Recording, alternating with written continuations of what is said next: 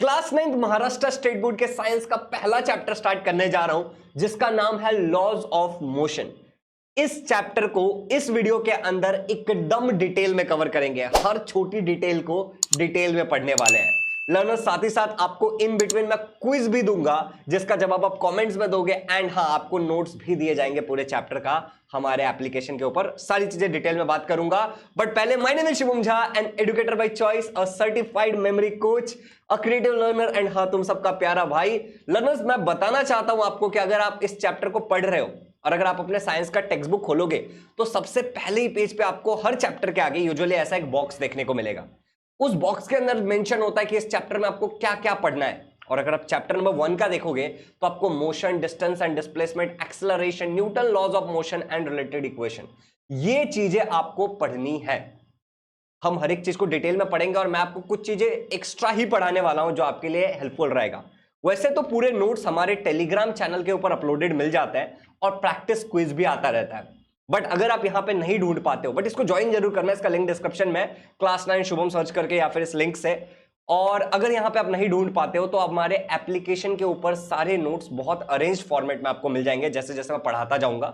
Learners, हमारे application का नाम है easy learning, link is in the description. आपको क्या करना है, जब एप्लीकेशन आप डाउनलोड कर लोगे उसमें लॉग इन कर लोगे उसके बाद आपको कुछ इस तरीके का दिखेगा।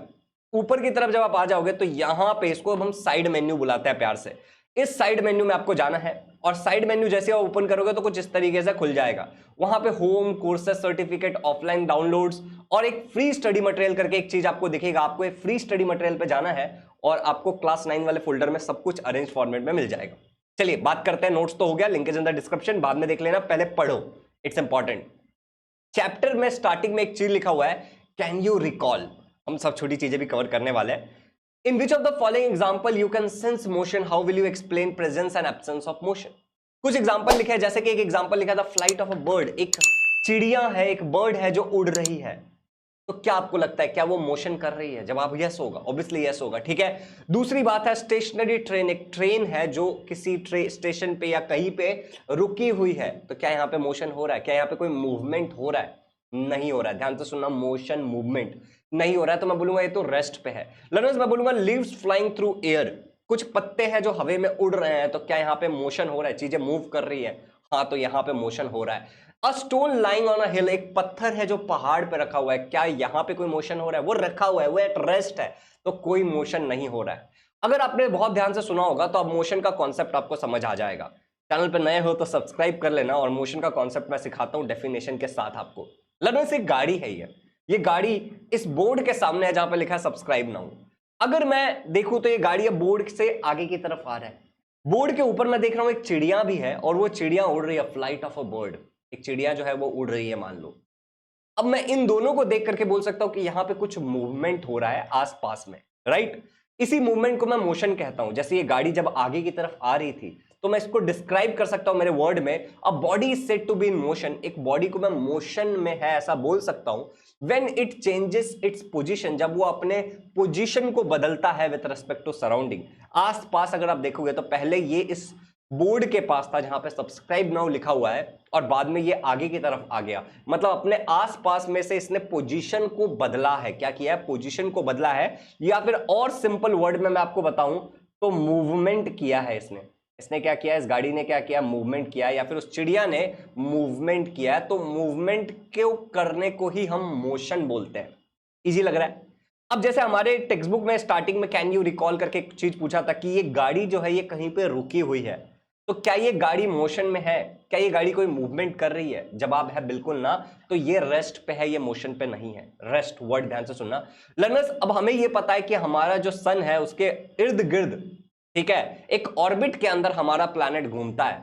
प्लैनेट घूमता है, प्लैनेट मूव करता है। तो क्या मैं कह सकता हूं कि हमारा प्लैनेट मोशन कर रहा था? जी हाँ, बिल्कुल यस। हमने सुना है कि नदी के अंदर पानी बहते रहता है, राइट। रिवर में वाटर फ्लो करता है, मूव करता है। तो क्या मैं कह सकता हूं कि यहां पे मोशन हो रहा है? जी हाँ, बिल्कुल मैं कह सकता हूं यहां पे मोशन हो रहा है। लर्नर्स, एक पत्थर जो है यहां पे रखा हुआ है। क्या मैं कह सकता हूं पत्थर रेस्ट पे है? तुम बोलोगे यस ये रेस्ट पे है। तो मोशन और रेस्ट अगर क्लियर हो गया है और मोशन का डेफिनेशन भी क्लियर हो गया है तो थोड़ा सा रेस्ट का डेफिनेशन देखते हैं। मान लो कि अब जो ये गाड़ी है वो यहीं पे रुकी हुई है, ये बोर्ड से आगे मूव ही नहीं कर रही। अब तक आपने सब्सक्राइब किया या नहीं किया? कर लिया होगा आपने, ठीक है, और वीडियो को शेयर भी कर देना। चलो, तो ये गाड़ी यहीं पे रुकी हुई है, तो मैं कहूंगा ये गाड़ी रेस्ट पे है। इसको मैं डिफाइन कैसे करूंगा कि a body is said to be at rest. एक बॉडी को मैं रेस्ट पे कहता हूं when it does not change its position with respect to the surrounding. आसपास के सराउंडिंग के हिसाब से वो अपने पोजीशन को बिल्कुल नहीं चेंज कर रहा है, तो मैं कहता हूं कि बॉडी रेस्ट पे है। मोशन समझ आ गया, रेस्ट समझ आ गया। आई होप कि आपको अच्छे से समझ आ गया होगा। खुश हो जाओ, ठीक है, मोर उड़ाओ, लड्डू पेड़े बांटो, आप इस चैप्टर को समझ रहे हो। चलिए आगे बढ़ते हैं लर्नर्स। मोशन एक रिलेटिव कॉन्सेप्ट है। तुमने सुना है कि जो अर्थ होता है, जो हमारा अर्थ होता है, नहीं मतलब जो है, वो हमेशा ऐसे घूमते रहता है, राइट? आपने ये बिल्कुल सुना होगा कि अर्थ हमेशा हमेशा घूमते रहता है, राइट? तो मोशन एक रिलेटिव कॉन्सेप्ट है। तुम बोलोगे भैया ये घूम के जो आपने दिखाया, या फिर जो आप बोल रहे हो कि मोशन एक रिलेटिव कॉन्सेप्ट है, इसको थोड़ा सा अच्छे से एक्सप्लेन करो। देखो, सुनना ध्यान से। कभी आपने ऐसा सिचुएशन देखा है कि आप एक ट्रेन में बैठे हुए हो और दूसरी एक ट्रेन है जो आपके सामने लगी हुई है, और एक ट्रेन मूव कर रही है, शायद आपकी ट्रेन रेस्ट पे है, आपकी ट्रेन रेस्ट पे है और एक दूसरी ट्रेन मूव कर गई। आपको क्या लगता है कि आपकी ट्रेन भी आगे की तरफ जा रही है? समझना इस बात को। अब body can be moving for one observer. एक ऑब्जर्वर के लिए बॉडी मूव करते हो सकती है।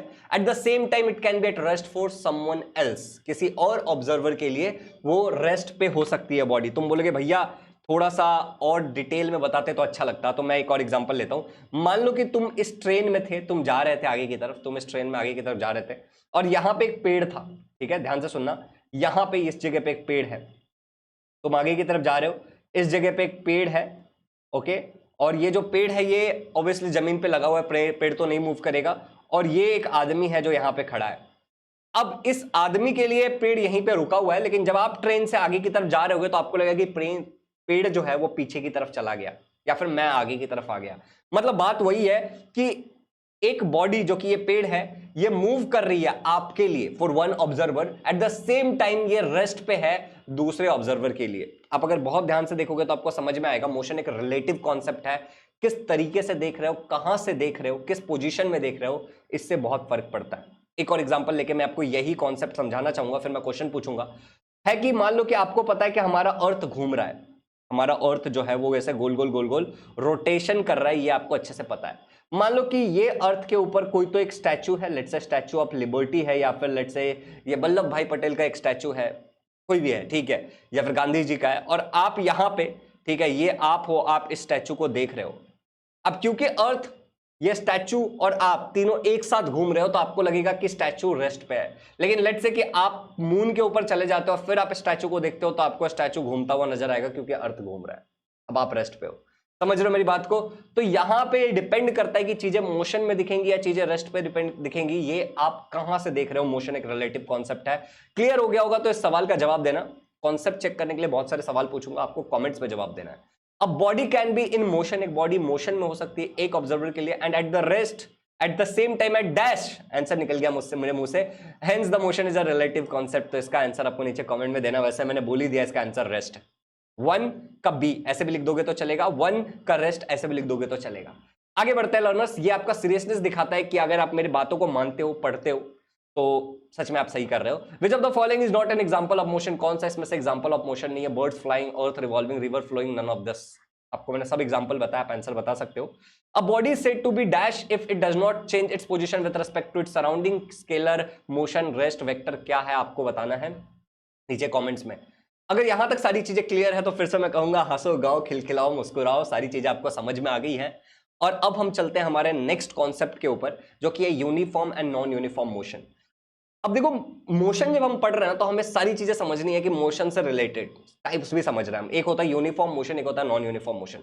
आपको मैं ये भी बताना चाहता हूं कि हमारे कुछ बैचेस होते हैं जिसके बारे में मैं आगे बताऊंगा। अगर आप हमसे पढ़ने में इंटरेस्टेड हो, सारे सब्जेक्ट्स, या फिर साइंस नहीं, सारे ही सब्जेक्ट्स, ठीक है, बहुत ही अफोर्डेबल रेट में आप हमसे पढ़ सकते हो लाइव क्लासेस में। आप किसी भी एकेडमिक ईयर में पढ़ रहे हो, एक नंबर शेयर करूंगा, उस पर कॉल कर सकते हो। हमारे ऐप पे बैचेस होते हैं, आप देख सकते हो, बाद में बताऊंगा उसके बारे में। चलिए आगे बढ़ते हैं, ठीक है। अब समझते हैं यूनिफॉर्म इस वर्ड का मतलब क्या होता है। जैसे आप स्कूल जाते हो तो आपका एक यूनिफॉर्म होता है, पुलिस वालों का एक यूनिफॉर्म होता है, डॉक्टर्स का एक एप्रन होता है, राइट, साइंटिस्ट का एक यूनिफॉर्म होता है। तो हम कहते हैं यूनिफॉर्म इस वर्ड का मतलब होता है सबका सेम। आपके स्कूल में सभी का यूनिफॉर्म सेम है, सारे वॉचमैन का यूनिफॉर्म एक तरीके का होता है अगर आपके स्कूल में है तो। किसी एक ऑर्गेनाइजेशन का यूनिफॉर्म सेम होता है। तो यूनिफॉर्म का मतलब होता है सेम या फिर आप कह सकते हैं यूनिफॉर्म का मतलब होता है सिमिलर। यूनिफॉर्म मतलब सेम या फिर सिमिलर। वीडियोस उनके लिए है ना, मेरी बात ध्यान से सुनो, बीच बीच में बताता रहूंगा। वीडियोस उनके लिए जो सीरियसली पढ़ना चाहते हैं, मैं डिटेल में पढ़ाने वाला, बहुत आराम से पढ़ाने वाला हूं, ठीक है। वीडियो लंबा होगा, सब कुछ डिटेल में कवर होगा, जो देखते हैं उनको समझ आएगा। नॉन यूनिफॉर्म का मतलब क्या होता है? Not same, not same. अब यूनिफॉर्म मोशन का आपको डेफिनेशन बताऊंगा और नॉन यूनिफॉर्म मोशन का डेफिनेशन बताऊंगा, फिर एक एक्टिविटी करूंगा आपके नॉलेज को चेक करने के लिए। चलिए, पहले मोशन के दो टाइप्स होते हैं, uniform and non uniform. Uniform वाले को समझते क्या है? Equal distance in equal interval of time. Example से समझाता हूं। मान लो एक घड़ी है, इस घड़ी में 1 घंटे में यहां से यहां तक ही मूव होता है, इतना डिस्टेंस कवर होता है 1 घंटे के अंदर। क्या टाइम इक्वल हो गया? Equal interval of time. हर 1 घंटे में क्या, चाहे यहां से यहां मूव करे, चाहे यहां से यहां मूव करे, चाहे यहां से यहां मूव करे, उतना ही डिस्टेंस कवर होगा। ऑब्वियसली यस, तो इसको हम बोलेंगे uniform motion. Similar time similar distance, मतलब हर 1 घंटे के अंदर इतना डिस्टेंस कवर हो रहा है, कुछ फिक्स डिस्टेंस है उतना कवर हो रहा है, ठीक है। या फिर जब हम बोलते हैं कि भैया मैं 40 किलोमीटर पर आवर के स्पीड से आया, तो हम क्या बोलते हैं कि 1 घंटे के अंदर मैंने 40 किलोमीटर ट्रैवल किया। पर आवर मतलब 1 घंटा 40 किलोमीटर ट्रैवल किया, मतलब हर 1 घंटे मैंने ऑन एवरेज कितना ट्रैवल किया है? 40 किलोमीटर ट्रैवल किया है। ये हम बोलना चाहते हैं इस जगह पे। अब समझते हैं नॉन यूनिफॉर्म मोशन का मतलब क्या होता है। अब देखो एक बात समझो, टाइम को अगर हम अनइक्वल कर देंगे तो मेजरमेंट लेना मुश्किल हो जाएगा। किसी एक चीज को इक्वल लेना जरूरी है, और टाइम अपने स्पीड से चलता रहता है, तो टाइम को आप कभी अनइक्वल नहीं ले सकते, आपको यहां पे इक्वल लेना पड़ेगा। तो इक्वल इंटरवल ऑफ टाइम में हम अनइक्वल डिस्टेंस ट्रैवल कर रहे हैं। बहुत प्यारा सा एग्जांपल लेता हूं। आपको कहीं पे जाना है और आप एक बाइक से जा रहे हो या फिर एक साइकिल से जा रहे हो, और रास्ते में बहुत ज्यादा ट्रैफिक है। अब क्योंकि रास्ते में बहुत ज्यादा ट्रैफिक है, तो क्या हो रहा है कि ये आपका रास्ता है, लेट्स से ये आपका 10 किलोमीटर का रास्ता है, 10 किलोमीटर का रास्ता है। 1 2 3 4 5 6 7 8 9 10 इक्वल डिस्टेंस कर दिया मैंने, चलो मान लो, ठीक है। अब आप यहां से यहां तक जब जाते हो तो आप 10 के, ठीक है, 10 किलोमीटर पर आवर के स्पीड से जा रहे हो, ठीक है, इतना ट्रेवल कर रहे हो। फिर अचानक से इस जगह पे आपको ट्रैफिक मिल जाता है, तो आप स्लो हो जाते हो और आप शायद 8 किलोमीटर पर आवर के स्पीड में हो जाते हो, ठीक है। फिर यहां से यार रास्ता क्लियर है तो बहुत तेज भगाते हो, तो आपको कम टाइम लगता है। यहां पे लेट से आपको 1 मिनट का समय लगा, यहां पे आपको 2 मिनट लग गया। मतलब समझो हर 1 किलोमीटर को कवर करने में आपको ज्यादा टाइम कम टाइम, ज्यादा टाइम कम टाइम लग रहा है। मतलब आप जैसे मान लो 1 किलोमीटर को 1 मिनट में आपने, जब रास्ता एकदम क्लियर था तो आप मान लो 2 किलोमीटर चल गए, लेकिन फिर अगले ही 1 मिनट के अंदर आप केवल और केवल आधा किलोमीटर ही चल पाए। क्यों? क्योंकि रास्ते में ट्रैफिक था। मतलब देखो, इक्वल टाइम में अनइक्वल डिस्टेंस ट्रैवल किया है, 2 किलोमीटर, हाफ किलोमीटर। समझ आ गया? जैसे कि रास्ते ट्रैफिक में जब हम गाड़ी चलाते हैं, तो आगे बढ़ते एक एक्टिविटी करते हैं इस चीज को समझने के लिए। सबसे पहले समझना था हमें कि टाइम को हम इक्वल लेते हैं, तो यहाँ पे क्लॉक में जो टाइम मैंने लिया वो लिया आधे आधे घंटे का अंतर, आप देख सकते हो इसमें, ठीक है। इसमें आधे आधे घंटे का अंतर है, ये आपके टेक्स्ट बुक का एक एक्टिविटी है। 5 से 5:30 30 मिनट का अंतर है, राइट। फिर यहाँ पे भी 30 मिनट्स का अंतर है, फिर यहाँ पे भी 30 मिनट्स का अंतर है। अगर आप देखोगे तो यही है एक्टिविटी में। अमर, अकबर, एंथनी नाम के 3 बच्चे हैं, तीनों एक रास्ते पे चल रहे हैं, तीनों का अपना अपना स्पीड है। पहला वाला आधे घंटे में 20 किलोमीटर, फिर अगले आधे घंटे में 20 किलोमीटर, फिर 20 किलोमीटर, फिर 20 किलोमीटर, फिर 20 किलोमीटर, फिर 20 किलोमीटर। मुझे कैसे ये समझ में आ रहा है? तो इसका जवाब है कि अगर आप 120 में से 100 माइनस करोगे तो कितना आएगा? 20। 100 में से 80 माइनस करोगे तो कितना आएगा? 20। 80 में से 20 माइनस 60 माइनस करोगे तो आएगा 20।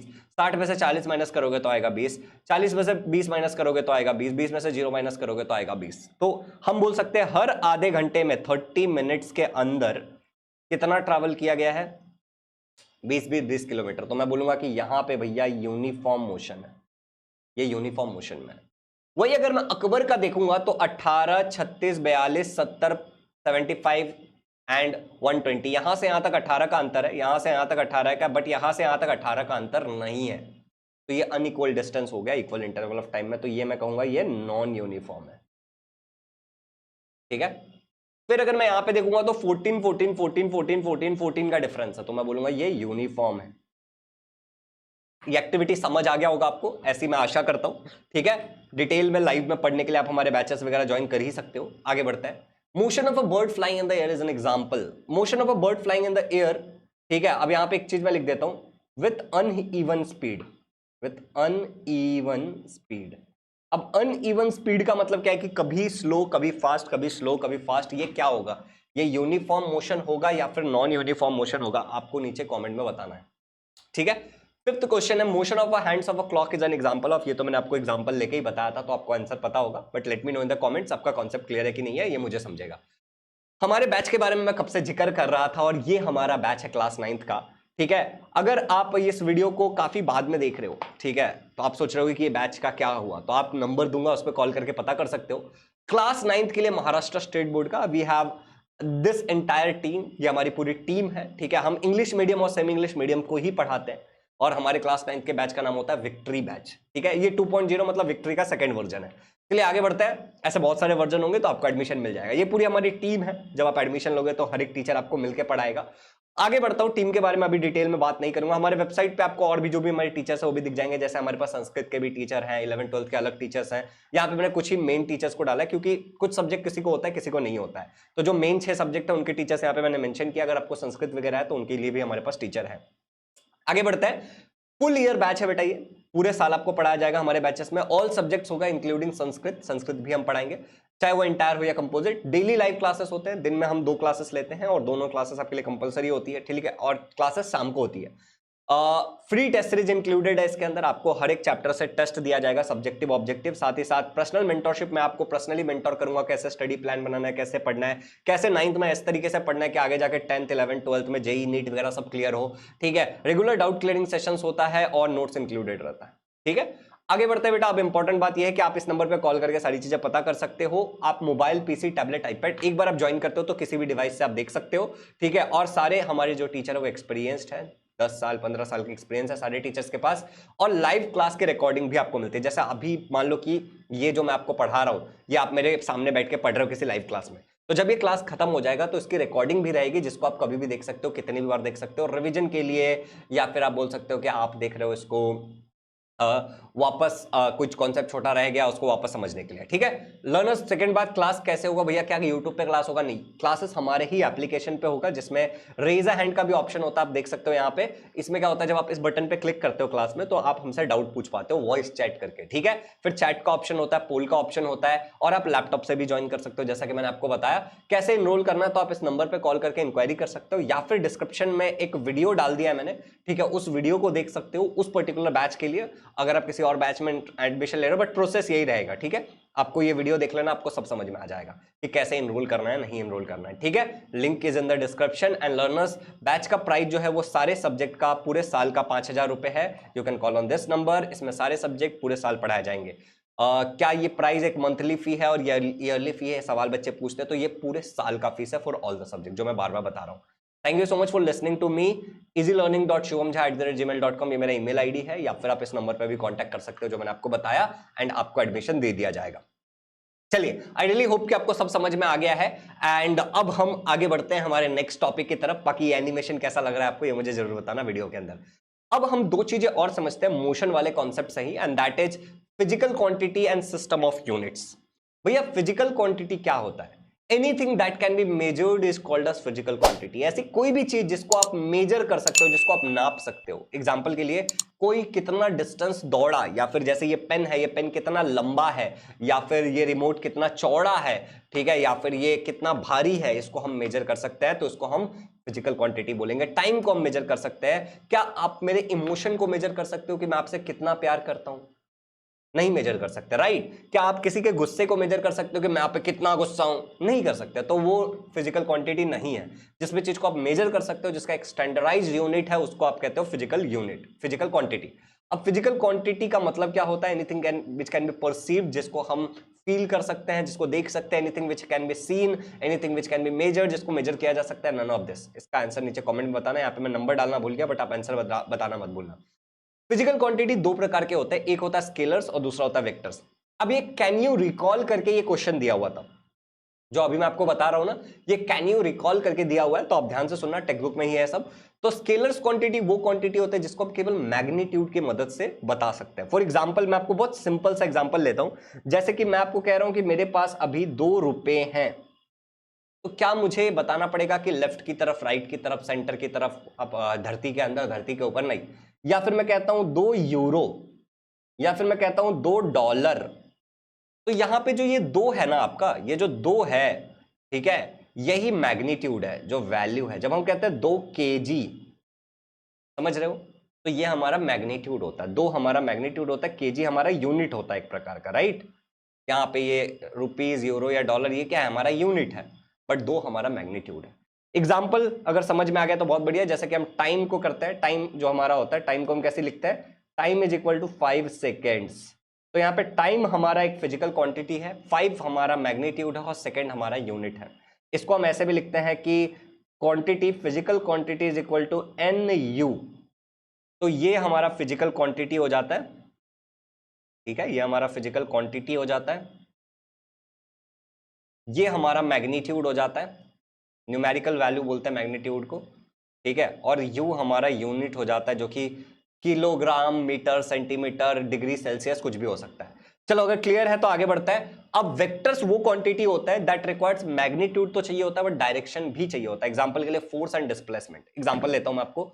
अब मान लो कि ये एक बॉक्स है और मैं आपको कहता हूं कि इस बॉक्स को पॉइंट P से पॉइंट Q तक मूव करना है, तो आप बोलोगे कि भैया मुझे 10 न्यूटन का फोर्स लगाना पड़ेगा और वो मुझे इस टूवर्ड्स Q लगाना पड़ेगा। यहां पे ध्यान से देखो एक बात, टूवर्ड्स Q ये लगाना पड़ेगा मुझे, मतलब Q की तरफ, वरना ये मूव नहीं करेगा, राइट। 10 न्यूटन किधर, ऊपर, नीचे, किधर, तो टूवर्ड्स Q। अब ये अगर हमने बोल दिया तो यहां पे हम बोलेंगे इट्स अ वेक्टर क्वांटिटी, जिसके लिए भी डायरेक्शन इंपॉर्टेंट है, उसको हम वेक्टर क्वांटिटी बोलते हैं। चलो आगे बढ़ते हैं। Force is a dash quantity, scalar vector, but scalar and vector both scalar, none of this. अभी मैंने एग्जांपल लिया तो आपको समझ में आ गया होगा। 7th question, scalars are physical quantity which require dash magnitude and direction, magnitude और direction, direction none of this. Mass is a scalar quantity, सही बात है, गलत बात है, या मास एक फिजिकल क्वांटिटी ही नहीं है? क्या आपको लगता है, इसका नीचे आपको कमेंट में आंसर बताना है। और अभी जब मैं आपको बता रहा था कि एक फिजिकल क्वांटिटी को, ठीक है, एक फिजिकल क्वांटिटी को हम रिप्रेजेंट करते हैं एन यू करके। फिजिकल क्वांटिटी कुछ भी हो सकता है, आपका लेंथ हो सकता है, जिस भी चीज को हम मेजर कर रहे हैं, आपका मास हो सकता है, आपका टाइम हो सकता है, आपका टेम्परेचर हो सकता है, कुछ भी हो सकता है। एन मतलब होता है मैग्नीट्यूड की, उसकी वैल्यू क्या है कि भाई 5 सेंटीमीटर है, 10 किलो है, ठीक है, 15 सेकेंड्स है, या फिर 20 डिग्री सेल्सियस है। यूनिट क्या हो सकता है, जैसे यहाँ पे हो सकता है मीटर, यहाँ पे मास में हो सकता है केजी, टाइम में हो सकता है सेकेंड, घंटा, दिन, कुछ भी, और टेम्परेचर में हो सकता है डिग्री सेल्सियस। तो ये हमारे यूनिट्स होते हैं। ये अगर आपको क्लियर है तो अब मैं बताता हूँ 2 प्रकार के यूनिट्स हम पढ़ने वाले हैं। 2 प्रकार के यूनिट कौन सा है, एक एमकेएस सिस्टम और एक एससीजीएस सिस्टम। अब देखो एमकेएस का फुल फॉर्म क्या है, मीटर किलोग्राम सेकंड। क्या है, metre kilogram second. M for metre, K for kilogram, S for second. ये मीटर में हम लेंथ को मेजर करते हैं। किसको मेजर करते हैं, लेंथ को मेजर करते हैं या फिर डिस्टेंस को मेजर करते हैं। किलोग्राम में बेटा हम मास को मेजर करते हैं, एंड सेकेंड्स में ऑब्वियसली हम किसको मेजर करते हैं, टाइम को मेजर करते हैं। क्लियर है। सीजीएस सिस्टम जो होता है, इसका मतलब होता है, अब देखो ये एमकेएस को एसआई सिस्टम भी बुलाते हैं। एसआई का फुल फॉर्म है सिस्टम इंटरनेशनल यूनिट, मतलब इंटरनेशनली इसी को लिया जाता है, या फिर स्टैंडर्ड इंटरनेशनल यूनिट। ये स्टैंडर्ड यूनिट्स है जो दुनिया भर के लोग मानते हैं, ठीक है। अब सीजीएस में होता है सेंटीमीटर, ग्राम, सेकंड। सेंटीमीटर में ऑब्वियसली हम फिर से किसको मेजर करेंगे, हम लेंथ को या फिर डिस्टेंस को मेजर करेंगे पहले की तरह, ठीक है। और ग्राम में हम ऑब्वियसली मास को मेजर करते हैं, एंड सेकंड्स में अब हम वापस हम लोग टाइम को मेजर करते हैं। क्लियर है। चलो आगे बढ़ते हैं। और ये यहां तक अगर सारी चीजें क्लियर है तो we are almost done with our motion वाला टॉपिक, और अब हम दूसरा वाला टॉपिक चलते हैं। जैसा कि मैंने आपको बताया था कि हम लोग बहुत डिटेल में पढ़ने वाले हैं, क्या, ये सारी चीजें। देखो ये सारी चीजें, तो ये मोशन वाला टॉपिक मैंने एकदम डिटेल में कवर कर लिया आप लोगों का, ठीक है। अब हम लोग इसके ऊपर कोई भी न्यूमेरिकल नहीं है, आप में डिस्टेंस एंड डिस्प्लेसमेंट से रिलेटेड न्यूमेरिकल है, एक्सेलरेशन, और इस वाले टॉपिक में न्यूमेरिकल है। टाइप ए वाले न्यूमेरिकल्स यहां पे हैं, ठीक है, टाइप बी वाले न्यूमेरिकल्स यहां पे हैं, और टाइप सी वाले न्यूमेरिकल यहां पे हैं। मैं आपको एक और बात बताना चाहता हूं, इस चैनल पे मैंने ऑलरेडी 18 के 18 चैप्टर्स बहुत डिटेल्स में पढ़ा रखे हैं, ठीक है। तो आप कोई भी चैप्टर का नाम और उसके आगे शुभम झा करके सर्च कर सकते हो, आपको मिल जाएगा। चलिए हम हमारे नेक्स्ट टॉपिक पे चलते हैं वैसे, ठीक है, हम हमारे नेक्स्ट टॉपिक पे चलते हैं, जो कि डिस्टेंस एंड डिस्प्लेसमेंट, ठीक है। यहां तक अगर सारी चीजें क्लियर है तो अब हम चलते हैं डिस्टेंस एंड डिस्प्लेसमेंट वाले टॉपिक पे। अब देखो डिस्टेंस और डिस्प्लेसमेंट सुनने में एक जैसा लगता है, ठीक है। डिस्टेंस मतलब होता है कि एक्चुअल कितना ट्रैवल किया, ठीक है, एक्चुअल कितना ट्रैवल किया, ये बात ध्यान से सुनो। और डिस्प्लेसमेंट का मतलब होता है कि शॉर्टकट क्या हो सकता था, शॉर्टकट, सबसे छोटा रास्ता क्या हो सकता था। सबसे छोटा रास्ता क्या हो सकता था? ठीक है, याद रखना, बात को समझना। एग्जांपल लेके समझते हैं। लेट्स से कि आप, ये एक ग्राउंड है ब्लू कलर का, और आप इस ग्राउंड पे इधर जो साइड में रास्ता है, इस रास्ते पे इस वाले पॉइंट से स्टार्ट करते हो, ये ग्रीन वाले और रेड वाले पे आपको रुकना है। तो आप इस तरीके से दौड़ दौड़ दौड़ के यहां तक पहुंचते हो। ठीक है, तो मैं बोलूंगा distance is the length of actual path travelled. ये आपने इतना रास्ता ट्रैवल किया है, ठीक है, यहां तक पहुंचने के लिए, तो ये आपका डिस्टेंस हो गया। ये एक स्केलर क्वांटिटी होता है, इससे कोई फर्क नहीं पड़ता कि आप ऐसे जाओ कैसे जाओ, डायरेक्शन का कोई इंपॉर्टेंस नहीं यहाँ पे। लेकिन अगर वही मैं अगर डिस्प्लेसमेंट की बात करता, तो आपको सबसे छोटा रास्ता लेना था। यहां से ग्रीन वाले से रेड वाले तक पहुंचने का सबसे छोटा रास्ता कौन सा हो सकता है? सीधे। अब वहां पे एक्चुअली रास्ता हो ना हो, इससे घंटा लेना देना नहीं है, समझ रहे हो? हमको स्टार्टिंग पॉइंट और एंडिंग पॉइंट से बीच में एक स्ट्रेट लाइन बनाना है, तो हम ये बना देंगे, राइट? तो मैं बोलूंगा displacement is the minimum distance. Distance के डिस्प्लेसमेंट क्या होता है? एक मिनिमम डिस्टेंस होता है between starting and ending point, शुरुआत और अंत के बीच में सबसे छोटा रास्ता, इसको हम बोलते हैं डिस्प्लेसमेंट। ये एक वेक्टर क्वांटिटी है, क्योंकि यहां पे डायरेक्शन इंपॉर्टेंट होता है कि इसी तरफ जाएंगे तो सबसे छोटा रास्ता मिलेगा, ऐसे ऐसे करके जाएंगे तो एक स्ट्रेट लाइन नहीं बना पाएंगे, तो ये एक वेक्टर क्वांटिटी होता है, याद रखो। बाकी दोनों में कोई फर्क नहीं है। कुछ छोटी मोटी कॉन्सेप्ट्स मैं आपको बताता हूं कि distance can be same as displacement if the motion is in a straight line. अब मान लो कि आप इस पॉइंट से शुरू कर रहे हो और एक गाड़ी लेके इस पॉइंट तक जा रहे हो, तो आपका स्टार्टिंग और एंडिंग में आपने एक्चुअल कितना पाथ ट्रैवल किया? ये व्हाइट वाला पाथ ट्रैवल किया, राइट? और यहां से लेके यहां तक, जहां से लाइक लेट्स से कि आपने इस जगह से शुरू किया था और इस जगह पे आपने एंड किया, इसके बीच में अगर आप एक स्ट्रेट लाइन भी बनाओगे तो वो यही बनेगा। तो क्या मैं बोल सकता हूं कि ऐसे केस में डिस्टेंस और आपका डिस्प्लेसमेंट सेम होगा? Obviously yes. पहला पॉइंट याद रखना कि डिस्टेंस और डिस्प्लेसमेंट तब सेम होता है जब मोशन एक स्ट्रेट लाइन में हो, जब मोशन एक लीनियर मोशन हो। लीनियर मोशन मतलब motion in a straight line. दूसरा पॉइंट ध्यान से सुनो, displacement can be zero even if the distance में नॉट बी। डिस्टेंस मतलब क्या होता है कि कितना ट्रैवल किया। तो लेट्स से कि ये रास्ता जो है हमारा, ठीक है, ये रास्ता जो है हमारा वो लेट्स से 100 मीटर का रास्ता है। यहां से गाड़ी जहां से शुरू कर रही है, यहां पे जहां पे एंड कर रही है, ठीक है, ये 100 मीटर का हमारा रास्ता है। अब मान लो कि ये गाड़ी यहां से निकली और वापस आ गई, तो गाड़ी 100 मीटर गई, वापस 100 मीटर आई, तो मैं क्या कहूंगा कि मेरा जो डिस्टेंस इसने ट्रैवल किया है वो 100 मीटर गई, 100 मीटर आई, तो ये 200 मीटर मेरा डिस्टेंस ट्रैवल किया है। 100 मीटर जाने का, 100 मीटर वो पीछे आने का। लेकिन जो डिस्प्लेसमेंट होगा वो कितना होगा? क्योंकि जहां से मेरी गाड़ी ने शुरू किया वहीं पे आके रुक गई, तो डिस्प्लेसमेंट इस पॉइंट से इस पॉइंट को कैसे कनेक्ट करोगे? करने की जरूरत ही नहीं है, तो डिस्प्लेसमेंट मेरा 0 मीटर होगा। समझ गए? ऐसा कब होता है? Displacement can be zero even if the distance में नॉट बी जीरो, जब स्टार्टिंग लिख लेना अपने टेक्स्ट बुक में, एंड एंडिंग, इनिशियल और फाइनल, स्टार्टिंग एंडिंग सेम होगा। ऐसे केस में एकदम अच्छे से समझ में आ गया, यहां पे ये कॉन्सेप्ट होता है खत्म। लेकिन डिस्टेंस और डिस्प्लेसमेंट से रिलेटेड कुछ न्यूमेरिकल्स है जिसके लिए हम स्पीड एंड वेलोसिटी के फॉर्मूले को समझते हैं। स्पीड आपने सुना ही होगा ना, क्या होता है speed? Distance covered by a body in unit time is called speed. मतलब स्पीड कितना डिस्टेंस तुमने कितने टाइम में ट्रैवल किया। स्पीड मतलब क्या होता है? कितना डिस्टेंस तुमने कितने टाइम में ट्रैवल किया, तो ये उसका फॉर्मूला है। अब मैं आपको यूनिट्स इसलिए बता रहा हूं क्योंकि आपको न्यूमेरिकल सॉल्व करना है। एसआई यूनिट, डिस्टेंस को हम लोग किस में लेते हैं? मीटर में लेते हैं, और टाइम को हम लोग किस में लेते हैं? सेकंड लेते हैं, बीच में डिवाइड है तो मीटर पर सेकंड। इसी चीज को ऐसे भी लिखा जाता है, मीटर सेकंड रेज़ टू -1। कुछ नहीं हुआ, ये सेकंड के ऊपर 1 है और ये ऊपर चला गया तो निगेटिव हो गया, ठीक है। दूसरा, अगर मैं इसी को सीजीएस में लूंगा तो सीजीएस में क्या लेते हैं? सेंटीमीटर लेते हैं, और नीचे सेकंड ही रहेगा तो सेंटीमीटर पर सेकंड, ये एक स्केलर क्वांटिटी है। अगला ध्यान से सुनना, velocity, the rate of change of displacement per unit time. Velocity मतलब कुछ नहीं होता, ये सिंपल शब्दों में याद रखना, स्पीड विथ डायरेक्शन।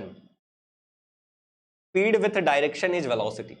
यहां पे डिस्प्लेसमेंट अपॉन टाइम आ गया, यूनिट वही होगा। डिस्प्लेसमेंट भी क्या होता है? एक प्रकार का डिस्टेंस ही है, तो ये मीटर होगा, टाइम ऑब्वियसली सेकंड होगा, तो मीटर पर सेकंड, यहां पे सेंटीमीटर पर सेकंड, और ये एक वेक्टर क्वांटिटी है क्योंकि यहां पे डायरेक्शन इंपॉर्टेंट होता है।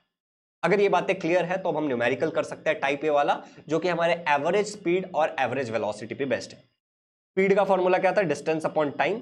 अगर एवरेज रहेगा तो टोटल टोटल लिख देना।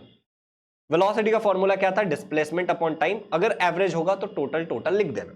समझाऊंगा तो समझ में आएगा। एग्जांपल से देखते हैं question. An athlete is running on a circular track एक एथलीट है जो इस सर्कुलर ट्रैक पे दौड़ रहा है, इस सर्कुलर ट्रैक पे वो दौड़ रहा है, बात को समझना, कॉन्सेप्ट काम आएगा अभी। He runs a distance of 400 metre in 25 second before returning to the original position. इस लाइन को मैं समझाता हूं। यहां से यहां तक जब ये दौड़ के, जिस पॉइंट से इसने शुरू किया था उसी पॉइंट पे आके रुक गया। यहां से यहां तक जब वो दौड़ा, इसने कितना दौड़ा, 400 मीटर दौड़ा और उसको टाइम लग गया 25 सेकंड का। ये 400 मीटर दौड़ा, उसको टाइम लग गया 25 सेकंड का और वो वापस उसी पोजीशन पे आ गया। अब हमें बताना है what is his average speed and velocity. ध्यान से समझना, स्टार्टिंग पॉइंट और एंडिंग पॉइंट अगर सेम है तो डिस्प्लेसमेंट 0 हो जाएगा। डिस्टेंस क्या है तुम्हारा, डिस्टेंस तो जो उसने कवर किया वो 400 मीटर, लेकिन डिस्प्लेसमेंट तुम्हारा क्या हो जाएगा ये मुझे बताओ। डिस्प्लेसमेंट तुम्हारा 0 मीटर हो जाएगा क्योंकि स्टार्टिंग पॉइंट और एंडिंग पॉइंट सेम है। अब इस क्वेश्चन को सॉल्व करते हैं। गिवन में हमें दिया total distance travel 400 metre, total displacement 0 है। क्यों? क्योंकि starting and ending point same है।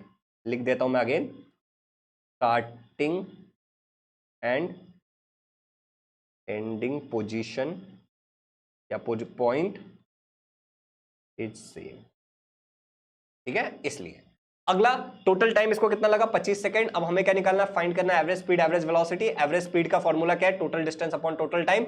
एवरेज वेलोसिटी का फॉर्मूला क्या है, total displacement upon total time. चलो आगे बढ़ते हैं, दोनों डालते हैं। एवरेज स्पीड निकालते हैं, टोटल डिस्टेंस कितना था 400 मीटर डिवाइड बाई 25, क्या होगा, 5 से चाहिए तो डिवाइड कर लो, 5 5 जा 5 8 जा, यहाँ पे एक 0 रहेगा। अब ये क्या, अब इसको कैसे डिवाइड करोगे, सिंपली ये चला जाएगा तुम्हारा 16, ठीक है। 5 1 जाए ऐसे करके आप निकाल लेना तो 16 मीटर पर सेकंड आ जाएगा, ठीक है। एवरेज स्पीड ये मिल गया। अगर एवरेज वेलोसिटी की बात करें तो total displacement upon total time, total displacement कितना है 0 upon total time 25 second, answer आएगा 0 मीटर पर सेकंड। तो लिख देना एवरेज वेलोसिटी इज 0 मीटर पर सेकंड। इजीएस्ट क्वेश्चन, इससे ज्यादा आसान कुछ नहीं हो सकता। आगे बढ़ते हैं, अगर ये क्वेश्चन क्लियर है तो, ठीक है। दूसरा है an object moves 18 metre in the first 3 second, फिर 22 metre in the next 3 second और and 14 metre in the last 3 second. अब यहां पे कुछ नहीं है, आपको बोल रहा है पहले एक ऑब्जेक्ट 18 मीटर, फिर 22 मीटर और फिर 14 मीटर चली, तो टोटल कितना चली ये बताओ, टोटल कितना चली, 18 22 और 14 ऐड कर दो तो टोटल हो जाएगा ना। तो टोटल कितना चली 54 मीटर। अच्छा, टाइम कितना लगा उसको, पहले 3 बाद में 3 बाद में 3, तो सबको ऐड कर लो, कितना टाइम लगा भाई, 9 सेकंड का समय लग गया। अब आपको क्या निकालना है, एवरेज स्पीड निकालना है। एवरेज स्पीड का मतलब क्या होता है, total distance upon total time. तो टोटल डिस्टेंस कितना है भैया आपका, बताओ 54 मीटर। टोटल टाइम कितना है 9, 9 के टेबल में 54 कितने बार में आता है, 6 बार में आता है। तो आंसर क्या हो गया, एवरेज स्पीड इज 6 मीटर पर सेकंड। इजी एकदम। चलो आगे बढ़ते हैं। सेल्फ प्रैक्टिस के लिए क्वेश्चन दे रहा हूं, सेम वैसा ही जो अभी हमने किया। A person swims 100 metre in 40 second, पहले 100 को ऐड करो, फिर 80 को ऐड करो, उसके बाद 45 को ऐड करो और ये टाइम को भी ऐड कर लो। एवरेज स्पीड आपको निकालना है। तो 100 प्लस 80 प्लस 45 ये आपका टोटल डिस्टेंस आ जाएगा, ये आपका टोटल डिस्टेंस आ जाएगा जो भी आया वो। उसके बाद 40 प्लस 40 प्लस 20 कितना हो जाएगा 100 सेकेंड्स, तो टोटल टाइम आ जाएगा वो आपका। इन दोनों को डिवाइड कर लोगे, आपका आंसर मिल जाएगा, आपको एवरेज स्पीड मिल जाएगा। ये खुद प्रैक्टिस करना, और यहां तक अगर सारी चीजें क्लियर है तो आपको टाइप ए के सारे न्यूमेरिकल्स आ गए हैं। अब हमारा जो दूसरा टॉपिक था, अगर आप टेक्स्ट बुक ध्यान से देखोगे, जैसा कि मैंने आपको बताया था, तो हमारा जो दूसरा टॉपिक था वो क्या था, एक्सेलरेशन था। मैंने आपको ये वाला टॉपिक पढ़ा दिया, ये वाला टॉपिक पढ़ा दिया, ये टॉपिक है और सबसे बड़ा ये वाला टॉपिक है, ठीक है। एक्सेलरेशन में भी मैं हर एक can you recall, can you tell, सारी चीजें आपको पढ़ाने वाला हूं, जैसा कि मैं आपको पढ़ाता हूं, आपको पता ही है, ठीक है। तो let's get started with acceleration. सबसे पहले समझो कि ये एक्सेलरेशन वर्ड का मतलब है पिकअप। कैसे पिकअप, अब देखो ना, सिंपल समझना कि आपके पास एक गाड़ी है, जब आप उसको करते हो तो गाड़ी क्या करता हो, पिकअप लेता हो, गाड़ी तेज भागता है। इसी तरीके से आप एक कार चला रहे हो, जब आप बटन नीचे का जब एक्सेलरेटर दबाते हो तो गाड़ी क्या होता है, तेज भागता है। तो एक्सेलरेशन इस वर्ड का मतलब ही क्या होता है, पिकअप होता है। हमें देखना है कि इसके टाइप्स क्या होते हैं, काइंड्स मतलब हम बात कर रहे हैं कि इसके टाइप्स क्या होते हैं, और हम एक और टॉपिक देखेंगे, यूनिफॉर्म सर्कुलर मोशन। अब आपको यूनिफॉर्म मोशन का तो मतलब पता ही है, अगर मैं आपको सर्कुलर बता दूंगा तो आपका कॉन्सेप्ट क्लियर हो जाएगा, ठीक है। चलो, एक्सेलरेशन को हम लोग स्मॉल ए से रिप्रेजेंट करते हैं, ठीक है। कई बार कैपिटल ए से भी कर देते हैं लोग, लेकिन हम स्मॉल ए से करेंगे। अब यहां पे गाड़ी कितने स्पीड में भाग रही है एक्सेलरेटर दबाने से, उसको हम एक्सेलरेशन बोल सकते हैं। तो इस पर्टिकुलर डायरेक्शन में, इस डायरेक्शन में उसकी स्पीड कितनी बदली, तो मैं बोलूंगा rate of change of velocity, क्योंकि स्पीड प्लस डायरेक्शन है तो velocity per unit time is acceleration. अब मैं आपको एक कॉन्सेप्ट समझाऊंगा इसको समझाने के लिए। एक्सेलरेशन वेलोसिटी अपॉन टाइम होता है, ये फॉर्मूला सही है, लेकिन वेलोसिटी के साथ यहां पे था चेंज, रेट ऑफ चेंज। इसको कुछ ऐसा समझो चेंज को कि आपके पास पहले से 5 रुपए थे, मैंने आपको कुछ तो पैसा दिया जिसके कारण आपका पैसा चेंज हुआ एक दिन के अंदर, और अब आपके पास 15 रुपए हैं। तो चेंज कैसे निकालोगे आप? 15 माइनस 5, आंसर क्या आ जाएगा आपका? 10 रुपए। 10 रुपए का बदलाव है। चेंज आपने कैसे निकाला? फाइनल, जो कि आपका लास्ट में कितना पैसा था, फाइनल। इनिशियल, आपके पास पहले कितना फाइनल पैसा था, उन दोनों को आपने माइनस किया, राइट? फाइनल माइनस इनिशियल किया तो आपका आंसर मिल गया चेंज। अब अगर ये बात क्लियर है तो ध्यान से देखो, हमें चेंज इन वेलोसिटी निकालना है तो ऑब्वियसली हम फाइनल माइनस इनिशियल वेलोसिटी करेंगे और डिवाइड बाय टाइम। समझ आया?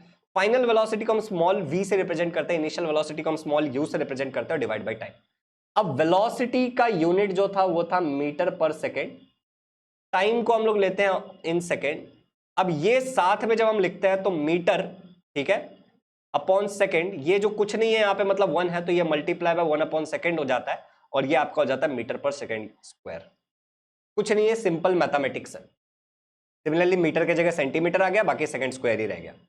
अगर नहीं समझा है तो फिर से एक बार बता रहा हूं, शायद आपको नहीं समझा होगा, एक फ्रेश पेज पे समझाता हूं, यहां पे समझाता हूं, यहीं पे देखो। वेलोसिटी का यूनिट क्या याद किया था आपने? मीटर पर सेकेंड, ठीक है। दूसरे कलर का पेन ले लेता हूं। टाइम को क्या लेते हैं हम लोग? सेकेंड। यहां पे कुछ नहीं है मतलब क्या है? 1 है। अब अगर मैं कहता हूं कि ये वाला एक ब्रैकेट है और ये वाला एक ब्रैकेट है, तो आप क्या बोलोगे? हाँ भैया, मीटर पर सेकेंड एक ब्रैकेट है, मल्टीप्लाई में डिवाइड से ऊपर लेके आओगे तो मल्टीप्लाई हो जाएगा और बदल जाएगा, 1 अपॉन सेकेंड हो जाएगा। ये नीचे से ऊपर आया, डिवाइड से मल्टीप्लाई में आया तो उल्टा हो जाता है, 1 अपॉन सेकेंड हो गया। अब metre multiply by 1 metre, second multiply by second second square, तो मीटर पर सेकेंड स्क्वायर। कैसे आया? समझा? यूनिट सीजीएस यूनिट में वही मीटर की जगह सेंटीमीटर है, बस और कुछ नहीं है। चलो आगे बढ़ते हैं। एक्सेलरेशन के काइंड्स को देख रहे हैं हम, मतलब काइंड्स मतलब टाइप्स, जो मैंने आपको स्टार्टिंग में बोला कि हमें ये देखना है। अब एक्सेलरेशन 3 प्रकार का हो सकता है, पॉजिटिव, नेगेटिव, जीरो। अगर आप स्पीड को समय के साथ बढ़ाते जा रहे हो तो पॉजिटिव, अगर स्पीड को आप घटाते जा रहे हो नेगेटिव, और अगर स्पीड में कोई बदलाव नहीं आ रहा, सेम टू सेम है, तो जीरो। समझना, वेलोसिटी इंक्रीजेस विद टाइम। जैसे एक एरोप्लेन जब उड़ने वाला होता है तो रनवे पे पहले रुका हुआ रहता है, फिर स्पीड पकड़ा, फिर उड़ जाता है, यहाँ पे पॉजिटिव एक्सेलरेशन है। निगेटिव एक्सेलरेशन को हम रिटार्डेशन भी बुलाते हैं और डी एक्सेलरेशन भी बुलाते हैं। ये याद रखना, निगेटिव एक्सेलरेशन तब होता है जब एक प्लेन लैंड कर रहा होता है, ऊपर में स्पीड उड़ रहा होता है, फिर धीरे धीरे स्लो करके रुक जाता है, स्पीड घट गया टाइम के साथ। जीरो एक्सेलरेशन मतलब कोई चेंज नहीं हुआ वेलोसिटी में विद टाइम। मान लो कि एक प्लेन हवे में है और हवे में उड़ रहा है सेम स्पीड के साथ, ठीक है, तो इसको हम बोलेंगे जीरो एक्सेलरेशन। अब यूनिफॉर्म सर्कुलर मोशन में आपको समझाना चाहता हूं, बट उससे पहले मैं आपको यह समझाना चाहता हूं, जो आगे एक कॉन्सेप्ट रहेगा वो आपको नहीं समझेगा, इसलिए ये फिगर है, ये फिगर बाद में बात करते हैं, पहले बात करते हैं सर्कुलर मोशन क्या होता है। यूनिफॉर्म मोशन मतलब हमें पता है कि सेम स्पीड के साथ, लेकिन सर्कुलर मोशन क्या होता है? अब motion of a body along the circumference of a circle. अगर एक बॉडी है जो एक सर्कल के सर्कमफरेंस पे घूम रहा है, जैसे ये वाला जो हमारा रेड वाला है, अगर लेट्स से वो ये सर्कल के सर्कमफरेंस पे घूम रहा है, सर्कल का सर्कमफरेंस मतलब सर्कल का बॉर्डर, तो सर्कल के बॉर्डर पे घूम रहा है मतलब सर्कल के ऊपर घूम रहा है, तो हम उसको बोलते हैं सर्कुलर मोशन। अब यूनिफॉर्म सर्कुलर मोशन क्या होता है? Motion of a body along the circumference of a circle with constant speed, क्योंकि यूनिफॉर्म वर्ड का मतलब क्या है? Constant, similar. तो अगर सेम स्पीड के साथ अगर घूम रहा है तो उसको हम लोग बोलते हैं यूनिफॉर्म सर्कुलर मोशन।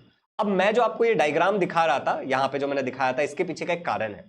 अब एक सर्कल में अगर हमें घूमना है तो हम छोटा सा एग्जांपल लेके चलते हैं। एक मान लो तुम एक स्क्वायर के ऊपर घूम रहे हो, तो तुम्हारा डायरेक्शन 1 बार 2 बार 3 बार 4 बार चेंज होगा। तुम बोलोगे कैसे? तो यहां पे देखो, एक घूम गया, 1 बार घूम गया, 2 बार घूम गया, 3 बार, और फिर से घूमना पड़ा 4 बार, जहां से स्टार्ट किया था वहां तक आने में। अगर मैं एक पेंटागन के ऊपर घूमता हूं तो 1 2 3 4 5 बार घूमना पड़ता है मुझे। अगर नंबर ऑफ साइड को मैं और बढ़ा देता हूं, हेक्सागन कर देता हूं, तो अब मुझे 6 बार घूमना पड़ रहा है। एम आई राइट? अगर मैं साइड्स को बढ़ाता चले जाता हूं, बढ़ाता चले जाता हूं, बढ़ाता चला जाता हूं, इनफाइनाइट टाइम्स बढ़ा देता हूं, तब जो मुझे मिलेगा वो सर्कल मिलेगा, ठीक है, इनफाइनाइट टाइम्स। अब एक सर्कल में तो इस लॉजिक से हमारा डायरेक्शन हर बार बदल रहा होगा, हर पॉइंट पे हमारा डायरेक्शन बदल रहा होगा, क्योंकि यहां पे इनफाइनाइट पॉइंट्स है, समझ रहे हो? हमारा डायरेक्शन तो हर बार बदल रहा होगा। तो इवन दो हम यूनिफॉर्म सर्कुलर मोशन में है, अब ध्यान से समझना इस कॉन्सेप्ट को, इवन दो हम यूनिफॉर्म सर्कुलर मोशन में, हमारा स्पीड कांस्टेंट हो सकता है in uniform circular motion, UCM मतलब यूनिफॉर्म सर्कुलर मोशन, बट जो हमारी वेलोसिटी है वो चेंज होगी, क्योंकि हमारी डायरेक्शन हर बार चेंज हो रही है। UCM is also called as accelerated motion. क्यों? क्योंकि इसकी वेलोसिटी चेंज होती है, और चेंज इन वेलोसिटी को हम क्या कहते हैं? चेंज इन वेलोसिटी को हम एक्सेलरेशन कहते हैं। तो uniform circular motion is also called as accelerated motion.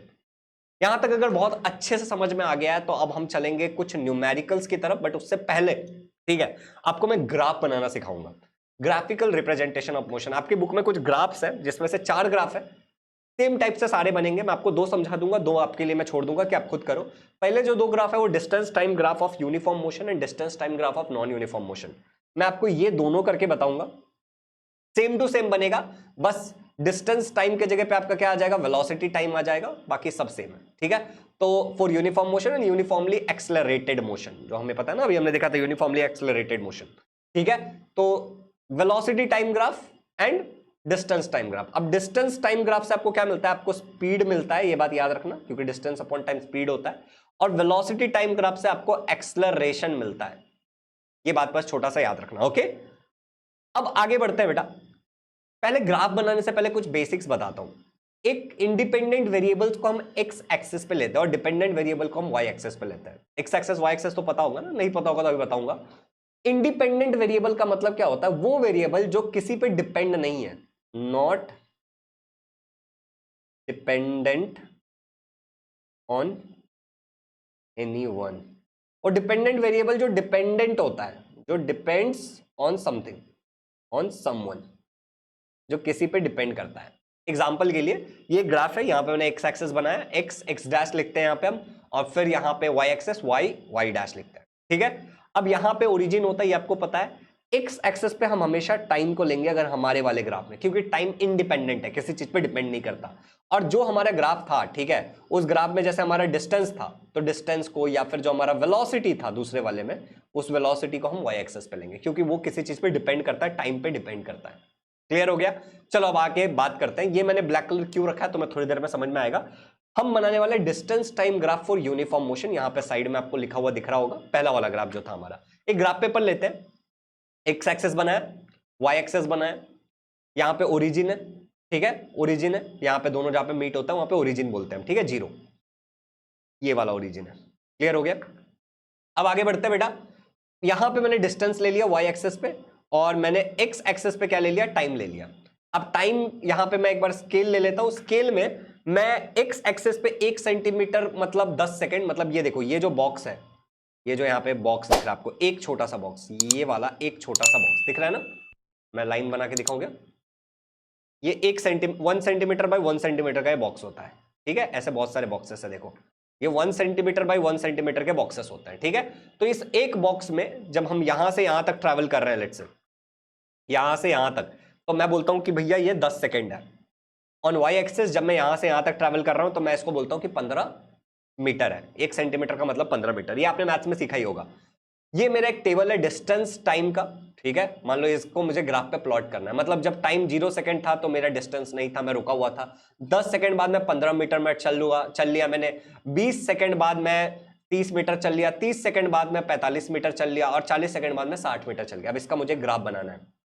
अब यहां पे सबसे पहले देखो, ये एक यूनिफॉर्म मोशन है। कैसे? 0 to 10, 10 to 20, 20 to 30, 30 to 40, कितना का डिफरेंस है? 10 सेकेंड्स का डिफरेंस है, इसलिए यहां पे मैंने 10 सेकेंड लिया है। यहां से यहां तक देखोगे तो 15, 15, 15, 15, इसलिए यहां पे मैंने 15 लिया है। Is it clear? अब अगर ये वाली बातें क्लियर है तो इसको मैं ग्राफ पे बनाता हूं। मैंने बोला कि जब 0, मतलब ये 0 है ना, 0 वाला लाइन, तो मैं 10 पे था, तो मैंने लिखा यहां पे 1 सेंटीमीटर 10। ठीक है, इस तरफ देखो जहां पे मेरा पॉइंटर है। फिर मैंने बोला और 1 सेंटीमीटर बाद मैं यहां पे एक सर्कल बनाऊंगा, एक डॉट बनाऊंगा, मैं उसको लिखूंगा 20, क्योंकि 1 सेंटीमीटर इज इक्वल टू 10 ना, तो 10 के बाद क्या है? 20 है।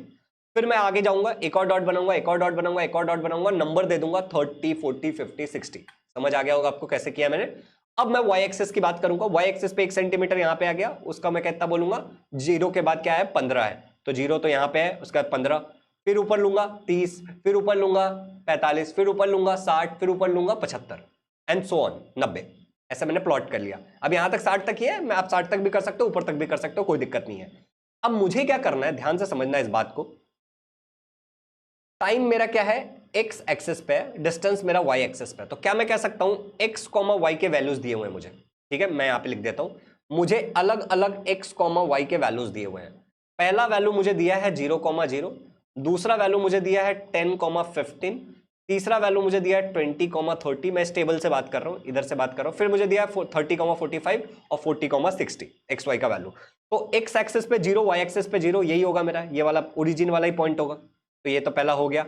अब दूसरा मेरा क्या है कि एक्स एक्सिस टाइम जहां पे है वहां पे 10, तो 10 से मैंने एक वर्टिकल लाइन बनाया, देखो एक वर्टिकल लाइन बनाया मैंने, और वाई एक्सिस पे 15, तो यहां से 15 से मैंने एक हॉरिजॉन्टल लाइन बना लिया।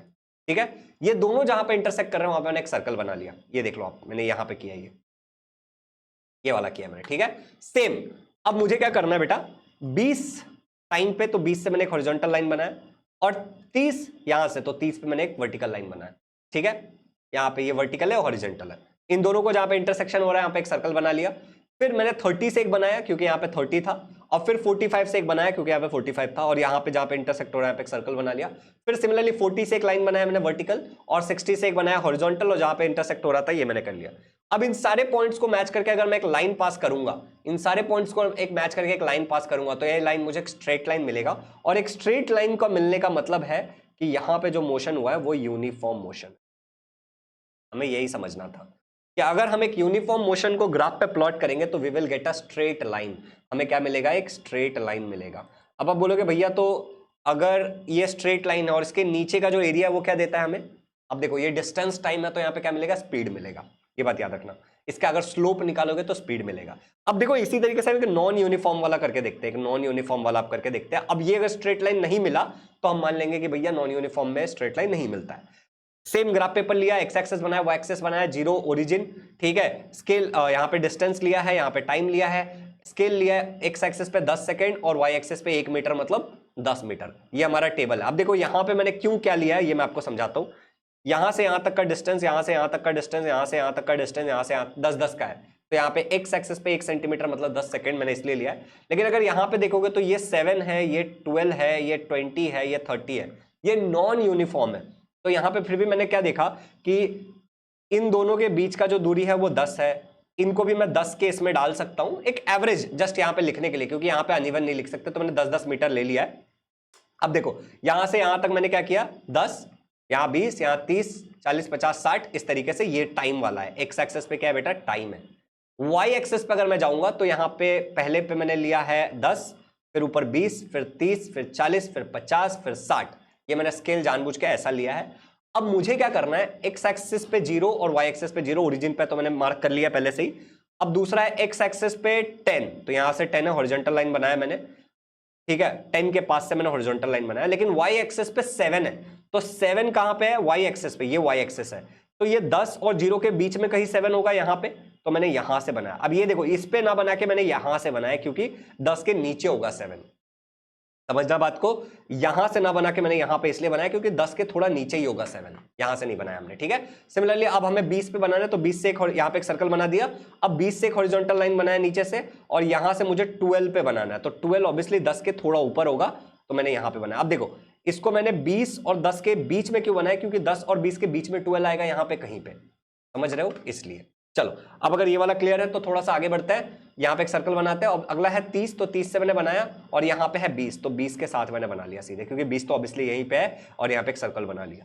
फिर अगला है 40 से यहां पे बनाया, और यहां पे 30 है, तो 30 से सीधे मैंने बना लिया, और यहां पे एक सर्कल बना लिया। क्लियर हो गया सब। अब अगर मुझे इस दोनों को ज्वाइन करना तो एक ऐसा लाइन बनाएंगे, इन दोनों को ज्वाइन करने के लिए ऐसा एक स्ट्रेट लाइन, इन दोनों को ज्वाइन करने के लिए ऐसा एक स्ट्रेट लाइन, और इन दोनों को ज्वाइन करने के लिए ऐसा एक स्ट्रेट लाइन। क्या ये पूरा ओवरऑल एक स्ट्रेट लाइन दिख रहा है आपको, नहीं दिख रहा है, तो मैं बोलूंगा कि यहां पे जो मोशन हुआ है वो एक नॉन यूनिफॉर्म मोशन हुआ है। वो कैसा हुआ है, एक नॉन यूनिफॉर्म मोशन हुआ है। ये ओवरऑल पूरा एक स्ट्रेट लाइन नहीं है, तो हम बोलेंगे एक नॉन यूनिफॉर्म मोशन हुआ है। चलो अगर यहां तक सारी बातें अगर क्लियर है तुम लोगों को, तो ये तुम्हें समझ आ गया है। अब वेलोसिटी टाइम ग्राफ आपको करना है, जिसमें आपको एक्सेलरेशन के ऐसे ही लाइन मिलेंगे। ठीक है, यूनिफॉर्म और नॉन यूनिफॉर्म। अब आ जाते हैं इक्वेशंस ऑफ मोशन। अब आपको अगर आपने कुछ कुछ वर्ड सुने अभी तक मुझसे, ठीक है, मैं आपको बताता हूं क्या क्या वर्ड आपने सुना। आपने मेरे मुंह से सुना इनिशियल वेलोसिटी स्मॉल यू, अब तक मैंने पीछे बोला था चेंज इन वेलोसिटी में, यू से इनिशियल वेलोसिटी। आपने फाइनल वेलोसिटी सुना, आपने एक्सेलरेशन सुना, आपने टाइम सुना, आपने डिस्टेंस डिस्प्लेसमेंट सुना। डिस्प्लेसमेंट को हम एस से लिखते हैं, या डिस्टेंस को भी हम एस से ही लिखते हैं, याद रखना। ठीक है, तो ये कुछ वर्ड्स आपने मुझे से सुने। न्यूटन ने इन कुछ वर्ड्स के बेसिस पे काइनेमेटिकल इक्वेशंस दिए थे। न्यूटन ने 3 काइनेमेटिकल इक्वेशन दिया था, हमें वो तीनों काइनेमेटिकल इक्वेशन पता होना चाहिए। पहला v is equal to U plus A T, फिर है s is equal to U T plus half A T square, फिर है v square is equal to U square plus 2as।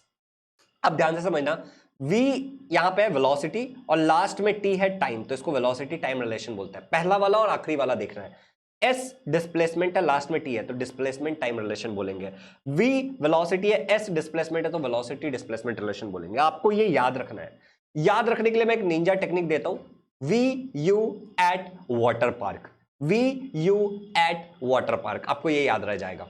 अब अगला सुनो, S4 मेरा नाम शुभम है, शुभम यूटी उठ, शुभम उठ आधा, ठीक है, AT, ठीक है, शुभम उठ आधा आटा स्क्वायर, आटा स्क्वायर, आटा स्क्वायर, ऐसे करके याद कर सकते हो। मान लो मेरी मम्मी मुझे सुबह उठ, सुबह आधा आटा, आधा किलो आटा बचा, जा जल्दी लेके आ, तो शुभम उठ आधा आटा स्क्वायर। तो S is equal to U T plus half A T, सबके बीच में प्लस है तो कोई कंफ्यूजन नहीं रहेगा तुम्हें, ठीक है। v square is equal to U square plus 2s। अब मैं चाहूंगा कि इसका आपको जुगाड़ बनाओ। मेरा वाला मैं बता देता हूं कि 2 विक्स की गोली के साथ 2 अम्ब्रेला फ्री मिला, ऐसा ऑफर कोई 2 गधे ही दे सकते हैं। अब आप इसका अपने लिए कुछ बना लो, निमोनिक्स वगैरह, जिससे आपको याद रहे। चलिए आगे बढ़ते हैं। इसके बेसिस पे हमें टाइप बी वाले न्यूमेरिकल्स करने हैं, ठीक है।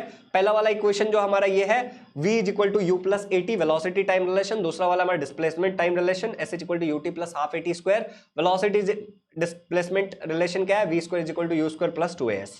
अब हमें इसके बेसिस पे हमें कुछ न्यूमेरिकल्स करना है। न्यूमेरिकल पहला वाला देखो, आपके जो टेक्स्ट बुक का एक्सरसाइज है वो मैं बता रहा हूं, कंप्लीट द चार्ट। ऐसा एक चार्ट दिया हुआ है, ये इनिशियल वेलोसिटी मीटर पर सेकंड में, एक्सेलरेशन मीटर पर सेकंड स्क्वायर में, टाइम सेकंड में, और ये इक्वेशन है। ये वैल्यू दिया, आपको v का वैल्यू निकालना है। बहुत सिंपल है, v is equal to U plus A T, ये इक्वेशन हमें यूज करना है यहाँ पे। ये हमें समझ आ चुका है। अगर ये समझ आ गया है तो v का वैल्यू हमें निकालना है। यहाँ पे v इक्वल टू है ना, तो हमें v का वैल्यू निकालना है। इक्वल टू में u का वैल्यू क्या है, 2 है, तो मैंने लिख दिया, प्लस a का वैल्यू कितना है 4 और टाइम का वैल्यू है 3, तो 4 इंटू 3, यहां पे कुछ नहीं मतलब मल्टीप्लाई। तो आंसर क्या हो जाएगा, 2 प्लस 4 3 जा 12, और आंसर क्या होगा 12 प्लस 2 14 मीटर पर सेकंड। क्योंकि वेलोसिटी है इसलिए हमने लिखा मीटर पर सेकंड, और यहां पे हम आंसर लिख देंगे फाइनली। यहां पे आंसर क्या है 14 मीटर पर सेकंड। अब दूसरा क्वेश्चन देखो, यहां पे हमें u ढूंढना है। इक्वेशन क्या है, v is equal to U plus A T. अब u का वैल्यू अगर आपको निकालना है, मैं आपको थोड़ा सा गणित समझाता हूं। v यहां पे प्लस 80 है ना, इस तरफ आएगा तो माइनस 80 हो जाएगा, इज इक्वल टू u, वहां पे u बचेगा। अब मैं इसको ऐसे लिख सकता हूं, u is equal to v minus 80, लिख सकता हूं, तो मैंने लिख दिया u is equal to v minus 80। अब यहां पे v का वैल्यू कितना है बेटा, v का वैल्यू है 20, देखो यहां पे क्वेश्चन में दिया हुआ है v का वैल्यू है 20, तो यहां पे 20 लिख दिया, माइनस यहां पे आपका a का वैल्यू 5 है और इसका 2 है, तो 5 into 2 equal to 20 minus 5 into 2 10, 20 minus 10 कितना होगा 10, तो 10 मीटर पर सेकंड, ये इसका आंसर आ गया। u है, u का यूनिट क्या है, मीटर पर सेकंड। ये चार्ट अगर समझ में आ गया तो यहाँ पे 10 लिख दो। आगे बढ़ते हैं, दूसरा चार्ट देखते हैं। Complete the following table. अब यहाँ पे u है, a है, t है, s है, और equation s is equal to U T plus half A T square use करना है। पहले में s ढूंढना है, तो ये इक्वेशन लिख लिया। u का वैल्यू है 5 और t का वैल्यू है 3, तो 5 इंटू 3 हो जाएगा, यहाँ पे प्लस आ जाएगा, हाफ एज इट इज आ गया। और a और t, a का वैल्यू कितना है बेटा, यहाँ पे 12 है, और t का वैल्यू कितना है 3, तो 12 इंटू 3, और t का स्क्वायर है तो 3 का स्क्वायर। अब यहां पे देखो क्या करोगे आप, 5 3 जा 15 होता है, half as it is, 12 as it is, 3 का स्क्वायर लिखा है एज इट इज। अब देखो यहाँ पे 15 एज इट इज लिख दिया मैंने, और ये हाफ है। अब देखो यहाँ पे समझना, मैं आपको यहाँ पे समझाता हूँ इसको, मैं ये खुद कैलकुलेट करके बताता हूँ, एनिमेशन नहीं दिखाता हूँ आपको। अगर ये सब समझ गया तो इसको मैंने 15 लिखा, plus half as it is लिखा है मैंने, फिर मैंने 12 लिखा है, प्लस 3 का स्क्वायर मैंने लिख दिया 9, फिर 15 प्लस ये गया 1 जा और ये गया 6 जा, प्लस ये 6 आ गया, multiply by 9 equal to 15 plus 9 6 जा क्या होता है, वो आंसर लिखो और 15 के साथ ऐड करो, आपका फाइनल आंसर मिल जाएगा, and the final answer will be आपका 69 मीटर। सिमिलरली अब दूसरा वाला करना है, इसमें हमें एक्सेलरेशन ढूंढना है। यहाँ पे 69 आ गया आंसर। अब दूसरा वाला इक्वेशन यही रहेगा। अब इसमें क्योंकि हमें एक्सेलरेशन ढूंढना है, तो एक्सेलरेशन के हिसाब से अरेंज करेंगे हम, या फिर एज इट इज लिख लो। एस की वैल्यू डाल दो, क्योंकि यहाँ पे 92 दिया है तो हमने 92 डाल दिया। दूसरे वाले में देखो हमें ए ढूंढना है, ए 92 लिख दिया। यूटी क्या होगा, यू हमारा 7 है और ये 4 है, तो 7 इंटू 4 हो जाएगा, ठीक है। तो 7 into 4 plus half as it is, A का वैल्यू हमें ढूंढना ही, और टी का स्क्वायर मतलब 4 का स्क्वायर, क्योंकि टाइम यहाँ पे कितना है 4 है। फिर यहाँ पे देखो 92 is equal to 7 4 28, half as it is, A as it is, 4 का square 16, 92 equal to 28 as it is. अब ये क्या हो जाएगा 16 को हाफ से डिवाइड करोगे, 16 का आधा कितना होता है? 8 होता है, 8 इंटू ए। अगर ये जिनको नहीं समझा उनके लिए मैं लिख के बता देता हूँ, 28 प्लस हाफ है ये, multiply by A multiply by 16, 2 1 जा 2, 2 8 जा 16, तो ये कितना हो जाएगा? 8 इंटू ए, तो 8a हो जाएगा यहाँ पे। ठीक है, तो आप समझा 28 यहाँ से आ गया और यहाँ से 8a कैसे आया। अब अगर ये भी समझ आ गया तो 8a is equal to 92 minus 28 होगा। ठीक है, और 8a is equal to 64, a is equal to 64 divide by 8, answer क्या आ जाएगा? 8 मीटर पर सेकंड स्क्वायर। तो यहाँ पे 8 मीटर पर सेकंड स्क्वायर लिख दो। अगर तुम्हें मेथड समझ आ गया तो ये सेल्फ प्रैक्टिस कर लो, आप जानबूझ के दे रहा हूं सेल्फ प्रैक्टिस के लिए। ये वाला टेबल जो तीसरा टेबल है सेल्फ प्रैक्टिस कर लो, ये वाले इक्वेशन से सॉल्व होगा। आगे बढ़ते हैं बेटा, ये वाला इक्वेशन आपको यूज करना है। अब ये टाइप बी के अगर बेसिक न्यूमेरिकल्स आपको समझ में आ गया तो थोड़ा सा एडवांस न्यूमेरिकल्स करते हैं, जिसमें पहला वाला वर्ड प्रॉब्लम आपका है कि an aeroplane taxis on a runway for 30 second. एक एरोप्लेन है जो एक रनवे के ऊपर, ठीक है, एक रनवे के ऊपर टैक्सीज मतलब चल रही है, दौड़ रही है 30 सेकंड के लिए। तो एरोप्लेन है, ये रास्ता है, और इस रास्ते पे इनिशियल वेलोसिटी एरोप्लेन पहले रुकी हुई थी, 30 सेकंड बाद, ठीक है, ये आगे भागने लगी with an acceleration of 3.2 metre पर सेकंड स्क्वायर। 3.2 मीटर पर सेकंड स्क्वायर की स्पीड पिकअप के साथ ये आगे भागी, ठीक है, इस एक्सेलरेशन के साथ। अब हमें बताना है कि how much distance will it cover on the runway, runway पे ये कितना डिस्टेंस चली, ये हमें बताना है। चलो देखते हैं क्वेश्चन क्या है। गिवन में हमने सारी चीजें लिख दी, इनिशियल वेलोसिटी 0 था, टाइम 30 सेकंड था, एक्सेलरेशन का वैल्यू ये था। फाइंड क्या करना है? डिस्टेंस फाइंड करना है। फॉर्मूला ये वाला यूज होगा, s is equal to U T plus half A T square. आपके मन में सवाल आएगा कि यही फॉर्मूला कैसे यूज होगा, तो ये हम गिवन देख के डिसाइड करते हैं और फाइंड क्या करना है उसके ऊपर डिसाइड करते हैं। एक एग्जाम्पल से समझाता हूं कि पहला इक्वेशन मेरा है v is equal to U plus A T. क्या मेरे पास v है, फाइनल वेलोसिटी है? देखो मेरे पास फाइनल वेलोसिटी नहीं है। क्या मेरे पास इनिशियल वेलोसिटी है? हाँ। क्या मेरे पास एक्सेलरेशन है? हाँ। क्या मेरे पास टाइम है? हाँ। लेकिन मुझे ढूंढना क्या था? मुझे डिस्टेंस ढूंढना था। जो ढूंढना था वही इस इक्वेशन में नहीं है, तो ये वाला इक्वेशन तो यूज ही नहीं होगा। सिमिलरली दूसरा इक्वेशन जो बचा है वो क्या था? V square is equal to U square plus 2as। अब इसके अंदर हालांकि है s जो हमें ढूंढना है वो है, a भी हमारे पास है, u भी हमारे पास है, लेकिन हमारे पास v नहीं है। तो हमारे पास दो अननोन है, एक s अननोन है, ये है। तो दो अननोन होगा तो हम इसको यूज नहीं कर सकते, एक अननोन रहेगा तो कर सकते हैं। ये वाले में देखो s हमें ढूंढना है, तो चलो ठीक है, ये तो ढूंढना ही है। s is equal to U T, U और टी का वैल्यू है हमारे पास, प्लस हाफ का वैल्यू का कोई दिक्कत नहीं है, a का वैल्यू है, t का वैल्यू है। तो इसलिए हम इक्वेशन, क्योंकि इसमें एक ही अननोन है जो हमें ढूंढना है, इसलिए हम ये यूज कर रहे हैं। समझे? अब यहाँ पे डाल दो solution, s is equal to U T plus half A T square. S is equal to U T मतलब क्या हो जाएगा? इनिशियल वेलोसिटी 0 है और टाइम t है, तो 0 इंटू टी 0 हो जाएगा, multiply by half as it is. और a का वैल्यू कितना है? अब देखो यहाँ पे प्लस हाफ, मैंने यहाँ पे क्या किया, ये t का वैल्यू डाला है यहाँ पे, देखो नहीं समझा, देखो u का वैल्यू 0 है, मल्टीप्लाई बाय t का वैल्यू 30 है, लिख दिया, प्लस हाफ, ठीक है, प्लस हाफ ये वाला। उसके बाद मल्टीप्लाई बाय a का वैल्यू कितना है हमारे पास? 3.2, मल्टीप्लाई बाय t का वैल्यू कितना हमारे पास? 30, तो 30 का स्क्वायर। अब आंसर निकालो, 0 इंटू 30 क्या हो जाएगा? 0 plus half as it is 3.2 into 30, 3.2, 30 का स्क्वायर क्या हो जाएगा? 900 equal to 0 as it is. ठीक है, अब ये इसको चाहिए तो डायरेक्ट कैलकुलेट कर लो, इतना क्या करना, देखो इसको इसके साथ मल्टीप्लाई करो और उसको फिर हाफ से मल्टीप्लाई करो, तो आंसर क्या आ जाएगा? 1440 मीटर, 1440 मीटर। मैं लिख दूंगा डिस्टेंस कवर्ड इज 1440 मीटर। ये क्लियर हो गया? आगे बढ़ते हैं नेक्स्ट क्वेश्चन पे।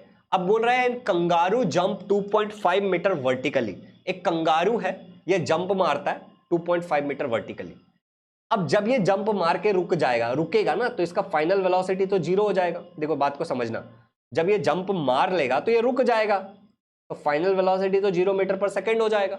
हमें क्या पूछा है कि जब ये जंप मार रहा है तो 2.5 मीटर ऊपर जा रहा है, मतलब इतना इसने डिस्टेंस कवर किया। और what must be it's initial velocity, कितने तेजी से ये कूदा, इनिशियल वेलोसिटी क्या होगा ये हमें बताना है। डिस्प्लेसमेंट ये है, इनिशियल वेलोसिटी हमें नहीं पता, फाइनल वेलोसिटी 0, और ये जो कूद रहा है ये अर्थ के ऊपर कूद रहा है, तो अर्थ पे जो एक्सेलरेशन होगा ड्यू टू ग्रेविटी वो होता है 9.8 मीटर पर सेकेंड स्क्वायर। क्योंकि ये नीचे की तरफ कूद रहा है तो इसको मैं पॉजिटिव लूंगा कि अर्थ इसको नीचे की तरफ खींच रहा होगा। चलो आगे बढ़ते हैं। Given distance this much, final velocity this much, acceleration 9.8 metre पर सेकेंड, ये ड्यू टू ग्रेविटी। ये क्या है? Acceleration due to gravity. में लिख देता हूं यहां पे, ये है एक्सेलरेशन ड्यू टू ग्रेविटी, क्योंकि अर्थ की अपनी भी एक फोर्स ऑफ अट्रैक्शन होती है जिसको हम ग्रेविटेशन कहते हैं। ठीक है, ये डाउनवर्ड है इसलिए पॉजिटिव लिया है। फाइंड हमें क्या करना है? इनिशियल वेलोसिटी फॉर्मूला हमारा ये लग जाएगा, v square is equal to U square plus 2as। चलो अब ढूंढते ध्यान से, सॉल्यूशन में ये लिख दिया, v का वैल्यू 0 है क्योंकि फाइनल वेलोसिटी 0 हो जाएगा, कंगारू बाद में रुक जाएगा, u का वैल्यू हमें नहीं पता +2, a का वैल्यू हमें पता है 9.8, ठीक है। अब यहां पे मल्टीप्लाई बाय 2.5। अब ध्यान से देखो, हालांकि हमारा जो कंगारू है वो बाद में नीचे की तरफ गिरा, लेकिन जब वो जंप मार रहा था तो वो तो अर्थ के अगेंस्ट गया था, जब वो जंप मार रहा था तो अर्थ के अगेंस्ट गया था, तो इसलिए हमने यहां पे नेगेटिव लिया कि अगेंस्ट द अर्थ है, ठीक है। 0 स्क्वायर का मतलब 0, यू स्क्वायर प्लस, अब यहां पे देखो इन सबको अगर आप मल्टीप्लाई कर लोगे तो आपका आंसर जो आएगा वो -49 आएगा। U square as it is equal to 49, U का वैल्यू क्या आ जाएगा फिर 7 मीटर पर सेकेंड। जिनको नहीं समझा उनके लिए, ठीक है। यहां पे देखो, इसको हमने यू स्क्वायर को यहां पे देखो 49 को हम यहां ले आए तो 49 पॉजिटिव हो गया, यू स्क्वायर यहीं पे है। क्या मैं इसको ऐसे लिख सकता हूं? लिख सकता हूं। यू को अगर मैं ऐसे लूंगा तो ये √49 हो जाएगा, √49 7 होता है और ये हो जाएगा मीटर पर सेकेंड। समझे? तो ये आपका आंसर है फाइनली। तो फाइनल इनिशियल वेलोसिटी 7 मीटर पर सेकेंड। ये निगेटिव क्यों लिया? क्योंकि कंगारू ऊपर की तरफ उड़ा था against the earth, against the gravity, ठीक है। उड़ने के टाइम का हम ढूंढ रहे हैं ना, गिरने के टाइम का नहीं ढूंढ रहे हैं। चलो सारी चीजें क्लियर है। अगर लास्ट क्वेश्चन है ये आपको खुद से करना है। अब motor boat starts at rest, मतलब इनिशियल वेलोसिटी ऑब्वियसली 0 हो जाएगा, 0 मीटर पर सेकंड, क्योंकि रेस्ट से स्टार्ट हुआ, एंड विथ यूनिफॉर्म एक्सेलरेशन वो आगे जा रहा है। If it attains a velocity, ये फाइनल वेलोसिटी है उसका, 5 सेकंड में हमें कैलकुलेट करना है एक्सेलरेशन और कितना डिस्टेंस ट्रेवल किया, हमें एक्सेलरेशन और डिस्टेंस कैलकुलेट करना है। गिवन ये सारी चीजें हमारे पास, ठीक है। एक्सेलरेशन हमें ढूंढना है, एक्सेलरेशन का फॉर्मूला हम ये यूज करेंगे, final minus initial velocity, acceleration मिल जाएगा। उसके बाद डिस्प्लेसमेंट के लिए हम ये फॉर्मूला यूज करेंगे, डिस्टेंस के लिए हमें मिल जाएगा, और आपको ये खुद से प्रैक्टिस करनी है। सिंपल सारी चीजें मैंने आपको सिखा दी है। पिछले 1 घंटे 1 मिनट 45 सेकेंड से ज्यादा से मैं नॉन स्टॉप बिना पानी पिए रिकॉर्ड किए जा रहा हूं, एंड अब तक मैंने, ये आपको आंसर है कमेंट में बताना है इसका, यहां तक का टॉपिक कंप्लीट कर दिया है, ठीक है। अब 2 छोटी बातें पढ़ेंगे, और ये जो 2 छोटी बातें हैं एक्चुअली ये आपके जो टेक्स्ट बुक का जो आखिरी पॉइंट है हमारा, ठीक है, ये जो हमारा आखिरी पॉइंट है ये वाला, न्यूटन एक्सेलरेशन वाला पार्ट हो गया पूरा, Newton laws of motion and related equation, इस तरफ हमें लेके जाता है ये, ठीक है। तो हम ये भी पढ़ के ले लेते हैं, और फिर ही मैं पानी पीऊंगा अब ठीक है, मैं फिर ही पानी पीऊंगा अब देखो यहां पे क्या है, हमारा जो टॉपिक है वो है कॉजेस ऑफ मोशन। तो मोशन क्यों होता है? तो मोशन मेजरली जो होता है वो फोर्स के कारण होता है। मोशन क्यों होता है बेटा? मोशन होता है फोर्स के कारण। अब सवाल ये होता है कि फिर फोर्स क्या है और फोर्स के क्या टाइप्स है। अब देखो ध्यान से, ये गाड़ी पे जब मैं मार रहा हूं, मैं धक्का दे रहा हूं, तो मैं क्या बोलूंगा? The man is trying to move the car. गाड़ी को मूव करने की कोशिश कर रहा है, मतलब क्या करने की कोशिश कर रहा है? गाड़ी का मोशन कराने का कोशिश कर रहा है बाय पुशिंग इट। पुशिंग मतलब क्या है? पुशिंग एक प्रकार का फोर्स है, ठीक है। पुश करना मतलब एक प्रकार का फोर्स होता है, force is a type of push. ये एक आदमी क्या कर रहा है? This man is trying to move the stone. ये आदमी स्टोन को मूव करने की कोशिश कर रहा है। मूव करने की कोशिश कर रहा है मतलब मोशन कर रहा है, ठीक है, मतलब मोशन कराने की कोशिश कर रहा है, पुलिंग इट। तो पुलिंग क्या एक प्रकार का फोर्स है। अब सवाल है कि फोर्स क्या है? तो फोर्स पुश या फिर पुल होगा, और फोर्स से ही मोशन होता है। क्लियर है? फोर्स के 2 प्रकार होते हैं, एक होता है बैलेंस्ड फोर्स, यहां पे क्या होता है? Equal magnitude opposite direction acting on the same body. 3 चीजें हैं। अब देखो ध्यान से, जैसे कि ये एक बॉडी है, ये टेडी बियर, इसको ये लड़की यहां पे खींच रही है 10 न्यूटन के फोर्स से, ये लड़का यहां पे खींच रहा है अगेन 10 न्यूटन के फोर्स से। तो पहले इक्वल मैग्नीट्यूड हो गया, दोनों 10 न्यूटन का फोर्स अप्लाई कर रहे हैं। ये इस तरफ खींच रही है, ये इस तरफ खींच रहा है, अपोजिट डायरेक्शन हो गया, और दोनों सेम ही बॉडी पे हो रहा है, इस टेडी बियर पे हो रहा है। इसको हम बोलेंगे बैलेंस्ड फोर्स। अब ये वाला इस तरफ वाला जो अगर वो पॉजिटिव है और इस तरफ वाला अगर निगेटिव है तो दोनों कैंसिल हो जाएगा, क्योंकि सेम बॉडी के ऊपर है। अनबैलेंस्ड फोर्स मतलब क्या होता है? Force which are unequal in magnitude acting on same body. Unequal magnitude का होता है, जैसे मान लो ये लड़की और ये लड़का मिलकर के इस दोस्त को खींच रहे हैं, इसको लड़की 5 न्यूटन के फोर्स से खींच रही है, लड़का 10 न्यूटन के फोर्स से खींच रहा है। सेम बॉडी पे अनइक्वल मैग्नीट्यूड का फोर्स लग रहा है अलग अलग डायरेक्शन में, तो इसको हम बोलेंगे अनबैलेंस्ड फोर्स। समझ आ गया? क्वेश्चन है 9th वाला, forces which are dash in magnitude and dash in direction acting on the same body are called as balanced force. आपको नीचे कमेंट में आंसर बताना है। Force can be push pull both A and B या none, नीचे comment में answer बताना है।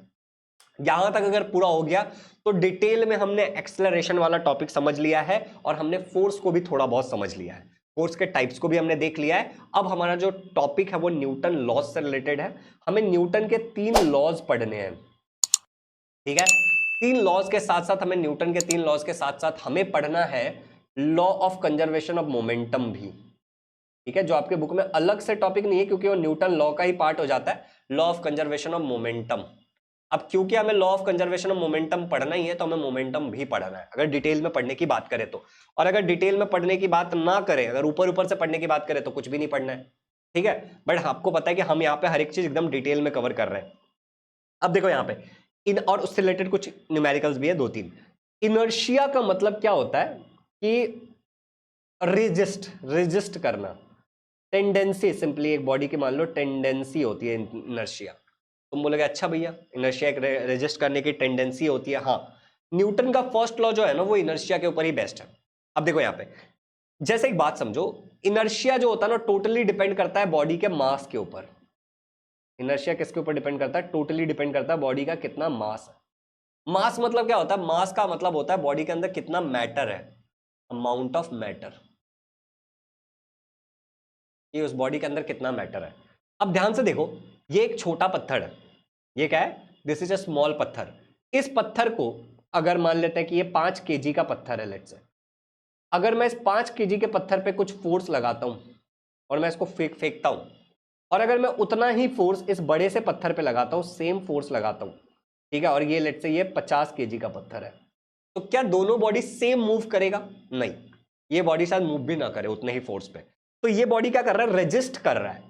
जितने फोर्स में ये बॉडी जा रहा है उतने फोर्स में ये बॉडी नहीं जा पा रहा है, रेजिस्ट कर रहा है। तो ये जो रेजिस्ट कर रहा है this is due to inertia. ये क्यों रेजिस्ट कर रहा है? ये रेजिस्ट कर रहा है ड्यू टू इनर्शिया।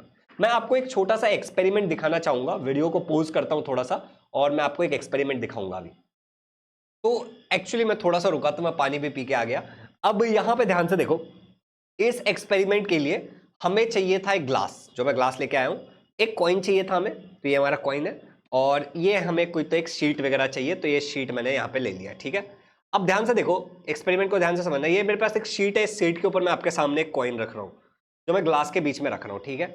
और अब मैं क्या करूंगा, बहुत फोर्सफुली इस शीट पे मारूंगा, और ये जो कॉइन है ना वो इसी पोजीशन पे रहना चाहिए। अब अगर ये इसी पोजीशन में रहना चाहती है तो ये ग्लास के अंदर गिर जाएगी, नहीं तो क्या होगी, इस शीट के साथ उधर चली जाएगी। और मैं कहता हूं कि ये जो कॉइन है, ये कॉइन इसी पोजीशन पे रहेगा। क्यों? क्योंकि ये कॉइन जो है वो रेजिस्ट करेगा मूवमेंट, इसका कुछ मास है, ये रेजिस्ट करेगा। देखा आपने, ये कॉइन यही रहेगा। अगर आप इसको स्लो मोशन में देखोगे, जो कि मैं कर दूंगा बाद में, ठीक है, इसको रिकैप करके अगर एडिटिंग में मुझे याद रहा तो ये जो कॉइन था वो कहां गिरा? यहीं पे गिरा। And this is due to the inertia of the body. ये क्या हो गया? Due to the inertia. तो ये आपका इनर्शिया का कॉन्सेप्ट, और ये वाला वो एक्सपेरिमेंट है जो मैंने आपको एक्सप्लेन किया। यहां पे देखो, inertia is the tendency of a body to resist the change. किसी भी चेंज को रेजिस्ट करने की एक टेंडेंसी जो बॉडी के पास होती है उसी को हम इनर्शिया कहते हैं। या तो वो रेस्ट पे रहे, जैसे ये कॉइन जो था यहीं पे था और यहीं पे रहना चाहता था, इसलिए वो सीधे यहां पे इसके अंदर गिरा, या फिर वो स्टेट ऑफ मोशन में चला जाए। वो कहां चला जाए? It will go in the state of motion. कि जैसे मोशन मतलब मैं आपको आगे के एग्जांपल से समझाऊंगा तो आपको समझ आ जाएगा, ठीक है। तो this is the inertia, this the concept of inertia. अगर रेस्ट पे है तो रेस्ट पे रहेगा, मोशन में तो मोशन पे रहेगा, and that is Newton's first law. देखो यहां पे ध्यान से एक और एग्जांपल समझो कि आप क्या कर रहे हो, आप एक गाड़ी में हो, गाड़ी रुकी हुई है, जैसे आप रुके हुए हो, जैसे ही गाड़ी आगे स्टार्ट होती है आप क्या होते हो? फट से ऐसे जाते हो पीछे की तरफ, राइट। अगर गाड़ी अचानक से आगे निकली तो आप ऐसे पीछे जाते हो, जैसे बाइक को अगर अचानक से गाड़ी आगे निकली आप पीछे चले जाते हो। और अगर आप गाड़ी में जा रहे हो, ट्रैवल कर रहे हो, अगर अचानक से गाड़ी रुक गई तो आप आगे की तरफ चले जाते हो। क्यों? क्योंकि आपकी बॉडी चाह रही थी कि वो आगे की तरफ मूव करते रहे, लेकिन गाड़ी अचानक से रुक गई तो वो फिर भी रुकी नहीं, वो आगे की तरफ गई थोड़ा सा, ठीक है। This is due to inertia. अब सर आइजैक न्यूटन ने ना फंडामेंटल्स ऑफ मोशन को पढ़ा था और 3 लॉ ऑफ मोशन दिए थे, जिसमें से जो पहला लॉ है वो है कि an object continues to remain at the rest. एक ऑब्जेक्ट जो होगा वो रेस्ट पे रहेगा, ठीक है, और in a state of uniform motion, या फिर जिस मोशन में है वो यूनिफॉर्म मोशन में ही रहना चाहेगा।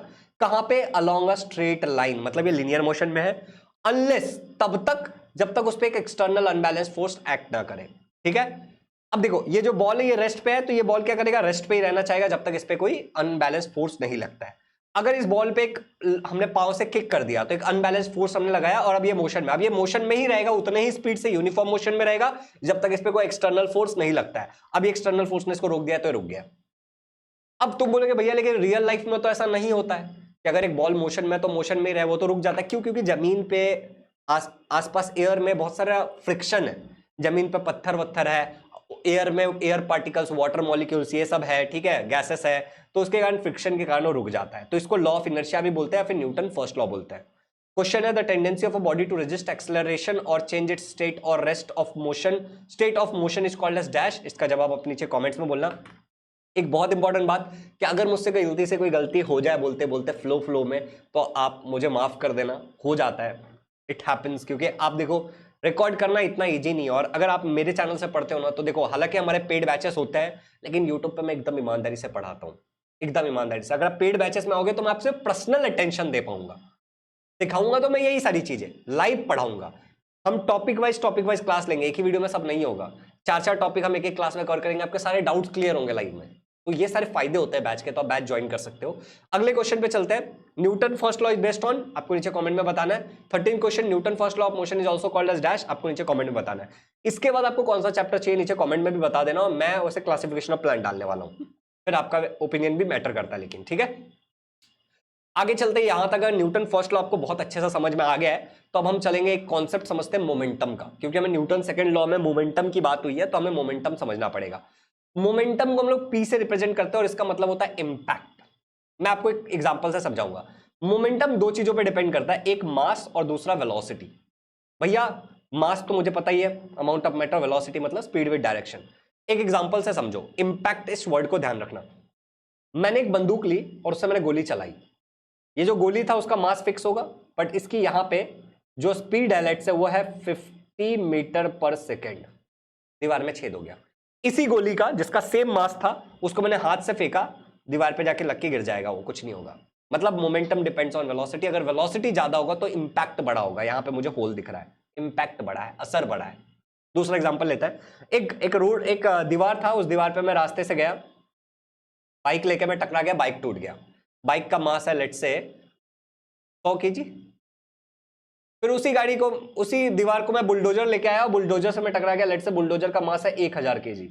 अब दीवार टूट जाएगा। मतलब मोमेंटम डिपेंड करता है इंपैक्ट, दीवार टूटा या नहीं टूटा, दीवार पे कोई असर हुआ या नहीं हुआ, ये डिपेंड किया किसका मास क्या है। तो मैं क्या कह सकता हूं, मोमेंटम मतलब product of mass and velocity. Momentum मतलब मास इनटू वेलोसिटी होता है। अब मास का अगर मैं बात करूं एसआई यूनिट का, तो वो है केजी। वेलोसिटी का एसआई यूनिट क्या है, मीटर पर सेकेंड स्क्वायर। तो ये इसका एसआई यूनिट हो गया। अगर यही मैं सीजीएस यूनिट की बात करूं तो ये है ग्राम, और इसका क्या हो जाएगा, सेंटीमीटर पर सेकेंड स्क्वायर। अगर ये बातें आपको समझ आ गई तो वही मैं यहाँ पे लिख रहा हूं, ठीक है। यहाँ पे एसआई यूनिट और यहाँ पे सीजीएस यूनिट, और ये आपका वेलोसिटी, मास एम है और वेलोसिटी वी है। मोमेंटम को पी से रिप्रेजेंट करता है। चलिए क्लियर हो गया। मोमेंटम एक प्रकार का वेक्टर क्वांटिटी है, क्योंकि इसके अंदर जो आपका वेलोसिटी आ रहा है, वेलोसिटी एक वेक्टर क्वांटिटी है, ठीक है। अब एक सवाल है, बहुत प्यारा सा सवाल है, ये दिमाग लगाने वाला सवाल है, आपको जवाब बताना है इसका।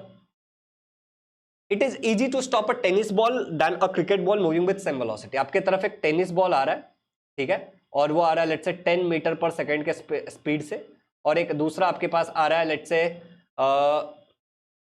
10 मीटर पर सेकेंड के टेनिस बॉल आ रहा है। किसको रोकना आसान होगा, आप बोलोगे टेनिस बॉल। क्यों? क्योंकि इसका मास जो है वो कम होगा, इसका मास ज्यादा होगा, इसका मास बहुत ज्यादा होगा। ज्यादा मास होगा तो ज्यादा इसका इंपैक्ट ज्यादा होगा, आपके हाथ पे जो लगेगा वो ज्यादा लगेगा। समझ गए? चलो, ऐसा यूनिट ऑफ मोमेंटम अभी अभी बताया था, तो आप नीचे कमेंट में बता सकते हो। डॉट मोमेंटम मल्टीप्लाई है 15। मोमेंटम किसका प्रोडक्ट होता है, मास और फोर्स का, मास एंड वेलोसिटी का, वेलोसिटी फोर्स का, या फिर डाइन। मोमेंटम कौन सा क्वांटिटी है, स्केलर, वेक्टर, रिलेटिव, डिपेंडेंट, आपको नीचे कमेंट में बताना है। अगर यहां तक क्लियर है, मोमेंटम का छोटा सा कॉन्सेप्ट अगर आपको समझ आ गया, तो आपको बहुत आसानी से समझ में आएगा Newton second law of motion.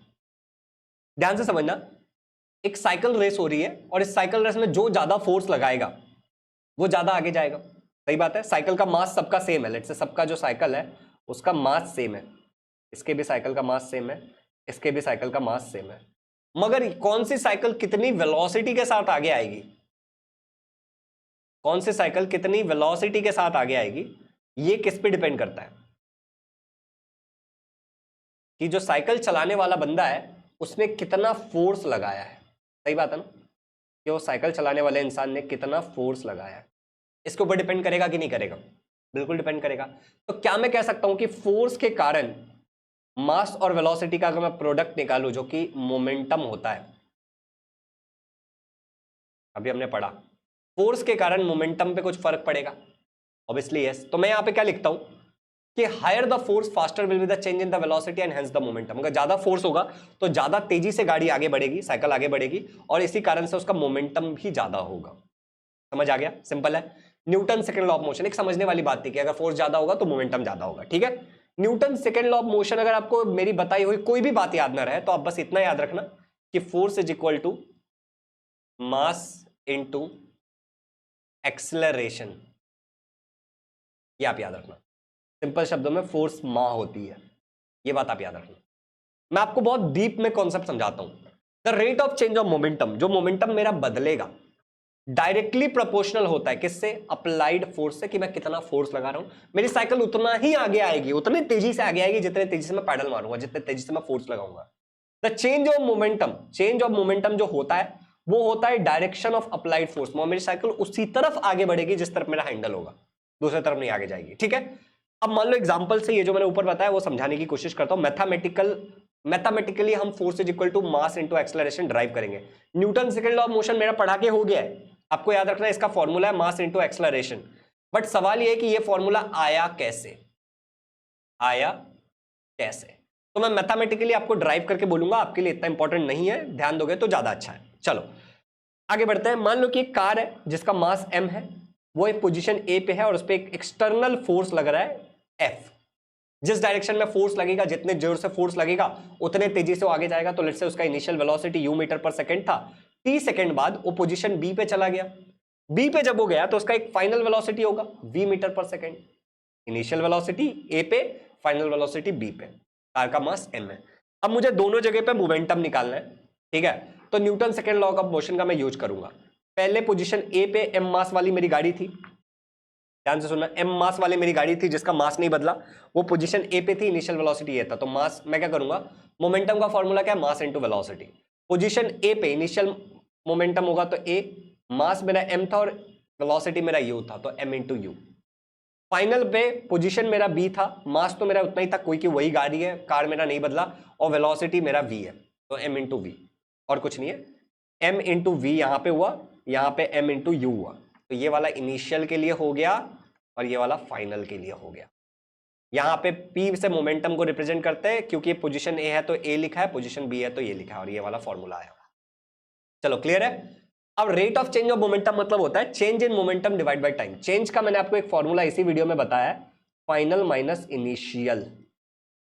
ठीक है, तो चेंज का फॉर्मूला तो फाइनल माइनस इनिशियल होगा। तो देखो rate of change of momentum, ठीक है, is equal to change in momentum upon time. Change in momentum का फॉर्मूला क्या होगा, final momentum minus initial momentum. Final momentum क्या है मेरा, एम वी, ये मेरा फाइनल है, और ये एम यू मेरा ये इनिशियल है। तो मैंने लिख दिया M V minus M U upon T.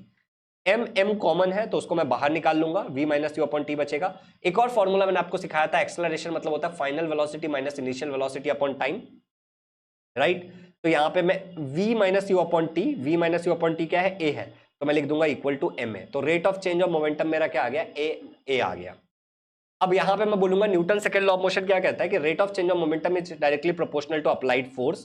तो मैं बोलूंगा rate of change of momentum मेरा क्या है, ma directly proportional to applied force f। इसको मैं थोड़ा सा ऐसे लिख लूं, f is equal to ma, कोई दिक्कत है, RHS LHS ऐसा अरेंज करके लिख लिया।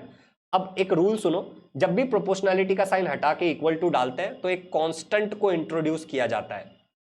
एक क्या इंट्रोड्यूस किया जाता है, एक कांस्टेंट को इंट्रोड्यूस किया जाता है, multiply by m multiply by a। यहां पे कुछ नहीं है, मतलब मल्टीप्लाई है वैसे, ठीक है। इस कांस्टेंट को अगर मैं k बुलाता हूं तो ये हो जाएगा k इंटू एम इंटू ए। और एक्सपेरिमेंट करके अगर आप इसका वैल्यू निकालोगे, जो कि एक्सपेरिमेंट से ही निकाला जाता है किसी कांस्टेंट का वैल्यू, तो k का वैल्यू 1 आएगा। तो यहां पे क्या आ जाएगा, ma। तो ये आ गया आपका फोर्स का फॉर्मूला। ठीक है, ऐसे ड्राइव होता है फोर्स का formula, a is proportionality constant और उसका वैल्यू 1 होता है। ये कैसे आया हमारे पास, ये आया हमारे पास फ्रॉम एक्सपेरिमेंट। फोर्स के बारे में मैंने आपको बताया था कि फोर्स क्या होता है, पुश या पुल होता है। फोर्स का फॉर्मूला ये है, याद रखना। फोर्स का एसआई यूनिट होता है न्यूटन और सीजीएस यूनिट होता है डाइन। अब आप बोलोगे भैया ये क्या लिखा है, मास क्या होता है बेटा, केजी होता है। सीजीएस यूनिट में मास क्या होता है, ग्राम होता है। एक्सेलरेशन क्या होता है बेटा, मल्टीप्लाई बाय मीटर पर सेकेंड स्क्वायर। यहां पे क्या हो जाएगा, सेंटीमीटर पर सेकेंड स्क्वायर। मैं एसआई की बात कर रहा हूं इस जगह पे, और इस जगह पे मैं सीजीएस की बात कर रहा हूं। ठीक है, इसी चीज को हम अकेले बुलाते हैं न्यूटन, इस यूनिट को न्यूटन बुलाया जाता है और इसको डाइन बुलाया जाता है। एक और बात, जैसे 1 किलोमीटर मतलब कितना होता है, 1000 मीटर होता है ना, वैसे ही 1 न्यूटन का मतलब होता है 10⁵ डाइन, याद रखना। ओके, 10⁵ का मतलब क्या है, 1 2 3 4 5 डाइन, ये इतना डाइन। ओके, चलो ये सारी बातें क्लियर है तो आगे बढ़ते हैं। और फोर्स एक प्रकार का वेक्टर क्वांटिटी, आपको मैंने सिखाया ही है। क्वेश्चन है, rate of change of momentum is directly proportional to dash, change in velocity, change in time, change in force, applied force, question mark. In Newton second law of motion we get formula, हमें Newton second law of motion से क्या formula मिलता है आपको जवाब बताना है। The formula of change in momentum is given by, किससे दिया जाता है, आपको इसका आंसर बताना है। ठीक है, change in momentum, final momentum minus initial momentum, वैसे ये है, जस्ट आपके रेफरेंस के लिए बता दिया है। अगर यहां तक आपको सारी चीजें क्लियर है तो अब हम समझेंगे Newton third law of motion. Newton third law of motion ना एक अफवाहों से घिरा हुआ लॉ है और इसको लोग अक्सर थोड़ा गलत इंटरप्रिटेट करते हैं। मैं आपको सारी चीजें बताने वाला हूं। पहला है, the every action there is an equal and opposite reaction which act simultaneously. Simultaneously का मतलब होता है इन पेयर। क्या होता है, इन पेयर, मतलब साथ में, मतलब एक्शन और रिएक्शन अलग नहीं होंगे, साथ में होंगे। एग्जाम्पल के लिए देखो, ये बच्चा जो है इस पे खेल रहा है, ट्रम्पलिन बोलते हैं इसको। जब ये बच्चा इसके ऊपर फोर्स लगाएगा तो ये ट्रम्पलिन भी इसके ऊपर फोर्स लगाएगा। मेरी बात ध्यान से देखो, फोर्स एक्शन जो बच्चा लगा रहा है, रिएक्शन जो ट्रम्पलिन लगा रहा है। ठीक है, तो मैं क्या कह रहा हूं कि अपोजिट है ना, एक्शन फोर्स अगर इसके ऊपर है, बच्चा इसके ऊपर फोर्स लगा रहा है और ये बच्चे के ऊपर फोर्स लगा रहा है, समझे? मतलब एक्शन और रिएक्शन फोर्स दोनों अलग बॉडी के ऊपर होता है। कुछ इंपॉर्टेंट लाइन याद रखना, इंटरएक्शन बिटवीन टू बॉडीज, हमेशा दो बॉडी का इंटरएक्शन होता है न्यूटन थर्ड लॉ के हिसाब से। फोर्सेस कभी अकेले नहीं होते, हमेशा पेयर में होते हैं। ठीक है, अकेला एक फोर्स एग्जिस्ट नहीं कर सकता है। अगर कोई एक्शन फोर्स है तो हमेशा एक रिएक्शन फोर्स होगा। तीसरा, एक्शन एंड रिएक्शन फोर्स दोनों साइमल्टेनियसली चलते हैं, मतलब इन पेयर चलते हैं, ये बात याद रखना। साइमल्टेनियसली मतलब एक दूसरे के साथ होंगे लेकिन दोनों अपोजिट बॉडी पे होंगे। ठीक है, अब क्योंकि यहां पे एक जो लाइन है, though the forces are equal and opposite they never cancel each other as they are on different body. बात को समझना है, यहां पे हम बोल रहे हैं कि ये एक बॉडी है, इस बॉडी पे इस तरफ से 10 न्यूटन लग रहा है और इस तरफ से -10, यहां से भी लेट्स से यहां पे थोड़ा उल्टा हो गया। मान लो कि इस तरफ से 10 न्यूटन का फोर्स लग रहा है पॉजिटिव और इस तरफ से नेगेटिव 10 न्यूटन का फोर्स लग रहा है। तो तुम बोलोगे भैया ये पॉजिटिव नेगेटिव कैंसिल कर देना चाहिए, लेकिन ऐसे नहीं, ऐसे तब होता जब ये सेम बॉडी पे है, राइट? इसलिए आप बोलोगे। लेकिन व्हाट इफ कि अगर इस बॉडी पे मैं कह रहा हूं कि 10 न्यूटन का फोर्स लग रहा है, पॉजिटिव 10 न्यूटन का, और इस वाली बॉडी पे नेगेटिव 10 न्यूटन का फोर्स लग रहा है, तो ये दोनों अलग बॉडी पे, तो तुम कैसे कैंसिल करोगे? इस केस में कैंसिल कर सकते हो क्योंकि सेम बॉडी है, राइट? बट अगर डिफरेंट बॉडी होगी तो तुम कैंसिल नहीं कर सकते हो। जैसे ये बच्चा ट्रम्पलिन पे लगा रहा है तो ट्रम्पलिन बच्चे पे लगा रहा है, दोनों अलग बॉडी पे एक्शन रिएक्शन फोर्स है, तो वही लिख रहा है, though the forces are equal and opposite they never cancel each other as they act on different body. यहां पे आपका न्यूटन थर्ड लॉ खत्म होता है। और ये क्वेश्चन 20वां क्वेश्चन है, इसका आंसर आपको नीचे कमेंट में बताना है। 21वां question, action and reaction force do not cancel each other because, क्यों नहीं कैंसिल करते, इसका भी नीचे आपको कमेंट में आंसर बताना है। 22वां question, from Newton third law of motion we concluded that force are single independent isolated in pair, आपको नीचे कमेंट में इसका आंसर बताना है। एंड यहां पे हमारा ओवरऑल न्यूटन थर्ड लॉ खत्म हो जाता है। एक लास्ट थ्योरी बच गया इस चैप्टर से और वो थ्योरी हमारा बचा law of conservation of momentum. Law of conservation of momentum क्या है कि व्हेन टू बॉडीज कोलाइड्स, जब दो बॉडी कोलाइड करती है, जैसे मान लो कि ये एक बॉडी है जिसका मास m1 है और ये एक बॉडी है जिसका मास m2 है, दोनों बॉडी एक दूसरे के पास आई, मास पहले बॉडी का m1 दूसरे बॉडी का m2, ये वाली बॉडी जो है वो इसके तरफ और ये वाला बॉडी इसके तरफ मूव कर रहा है, दोनों एक दूसरे से टकराएगा तो फिर दूर भी चला जाएगा। तो मान लो कि इनिशियली जो कार मूव कर रही थी वो पहली बॉडी है, इसलिए u1, जो ट्रक मूव कर रही थी इनिशियल वेलोसिटी के साथ दूसरी बॉडी है, इसके लिए u2, पहली बॉडी दूसरी बॉडी, ध्यान से सुनना। फिर यहां पे the total momentum before collision, ये टकराने से पहले, और द टोटल मोमेंटम टकराने के बाद एक दूसरे से थोड़ा तो दूर जाएगा या साइड वाइड में ऐसे चला जाएगा, राइट? तो the total momentum after collision, जब इधर उधर कहीं तो दूर चला गया तो फाइनल वेलोसिटी v1, पहला बॉडी है इसलिए 1, फाइनल वेलोसिटी v2, दूसरा बॉडी है इसके लिए 2, v से फाइनल वेलोसिटी रिप्रेजेंट करता है। ये हमें मिल गया है। अब हमें क्या करना है, ये दोनों मोमेंटम टकराने से पहले और टकराने के बाद सेम रहेगा, this is law of conservation of momentum. देखो, when two bodies collides the total momentum before collision is equal to total momentum after collision, हमें ये प्रूव भी करना है मैथमेटिकली। ये F2 फोर्स इस पे लगा रहा है सेकंड बॉडी पे और फर्स्ट बॉडी पे ये F1 फोर्स लगा रहा है, लेट्स से। अब यहां पे ये पूरा चार्ट है जो मैंने आपको समझाया था वही है। मोमेंटम ऑफ कार हम निकालते हैं, कार का मोमेंटम क्या होगा, इनिशियल मोमेंटम बिफोर कोलिजन क्या होगा, m1 u1, क्योंकि मास m1 है और इनिशियल वेलोसिटी u1 है तो इनिशियल वाला m1 u1 हो जाएगा। वहीं पे फाइनल मोमेंटम क्या होगा, कार का मास बदला क्या, नहीं बदला, मान लो कार में कोई डैमेज नहीं हुआ, तो मास तो m1 ही रहेगा, लेकिन वेलोसिटी फाइनल का क्या हो जाएगा v1, तो m1 v1, क्योंकि मोमेंटम का फॉर्मूला क्या है, mass into velocity. Similarly truck का निकालो, ट्रक का क्या होगा, initial momentum mass multiply by initial velocity, तो m2 u2। फाइनल मोमेंटम क्या होगा, मास जो कि सेम है m2 multiply by final velocity v2, m2 v2। ये अगर समझ आ गया तो अब हम लिखेंगे force 2 is acting on body B. हमने अभी एक फोटो देखा था, इसमें हमने क्या देखा था कि इस वाले बॉडी से फोर्स 2 ये बॉडी 2 पे एक्ट कर रही है, बॉडी बी पे, दूसरे वाले बॉडी पे एक्ट कर रही है, तो हम बोलेंगे F2 is equal to minus F1। अब बोलोगे भैया ये क्यों, क्योंकि हमने बोला every action has an equal and opposite reaction, तो according to Newton's third law, ये हो गया according to Newton's third law. ये दोनों फोर्सेस इक्वल होंगे बट अपोजिट होंगे, एक पॉजिटिव है तो दूसरा निगेटिव है। समझ आ गया भैया, क्या मैं F1 is equal to negative F2 ले सकता हूं? यस, आप ले सकते हो, कोई दिक्कत नहीं है, बट हम ये लेके करेंगे। चलो अब यहां पे ध्यान से देखना, बात को समझते चलना, जो जो मैं बोलूंगा। फोर्स का फॉर्मूला क्या है, मैं हर एक स्टेप लिखूंगा फिर बताऊंगा। फोर्स का फॉर्मूला है mass into acceleration equal to negative, यहाँ पे फोर्स का फॉर्मूला है मास इंटू एक्सेलरेशन, क्योंकि ये दूसरे बॉडी का है तो यहाँ पे मैं 2 लिख दूंगा, ये पहले बॉडी का तो यहाँ पे मैं 1 लिख दूंगा, समझा? तो ये मैंने लिख दिया। अब एक्सेलरेशन का फॉर्मूला क्या है बेटा, final velocity minus initial velocity divide by time. यहाँ पे भी एक्सेलरेशन का फॉर्मूला क्या हो जाएगा, final velocity minus initial velocity upon time. क्योंकि ये दूसरी बॉडी है तो यहाँ पे मैं 2 लिखूंगा, यहाँ पे मैं 1 लिखूंगा। भैया टाइम के आगे भी 1 लिखूं क्या? नहीं, क्योंकि एक ही टाइम में दोनों टकराए थे, टी बाद में कैंसिल होगा। तो देखो यहाँ पे मास एज इट इज, ये वाला यहाँ से लिख दिया, minus M1 as it is, ये वाला यहाँ से लिख दिया, ये टी कैंसिल हो जाएगा। टाइम में 1 क्यों नहीं लिखा, क्योंकि एक ही टाइम पे दोनों टकराए थे। ध्यान से सुनो, आगे बढ़ते हैं। ये एज इट इज ऊपर का लिख लिया, नीचे वाला भी, ये साइड वाला भी एज इट इज लिख लिया, टी कैंसिल करके एज इट इज लिख लिया। इसको इसके साथ मल्टीप्लाई करो तो क्या हो जाएगा, M2V2, माइनस का सिंबल है, M2 को U2 के साथ मल्टीप्लाई करो तो क्या हो जाएगा, M2U2। अगर ये क्लियर हो गया तो देखो यही है, इक्वल टू का साइन डालो, माइनस M1V1, ठीक है, और ये माइनस माइनस प्लस हो जाएगा, तो प्लस M1U1, ब्रैकेट खोला है।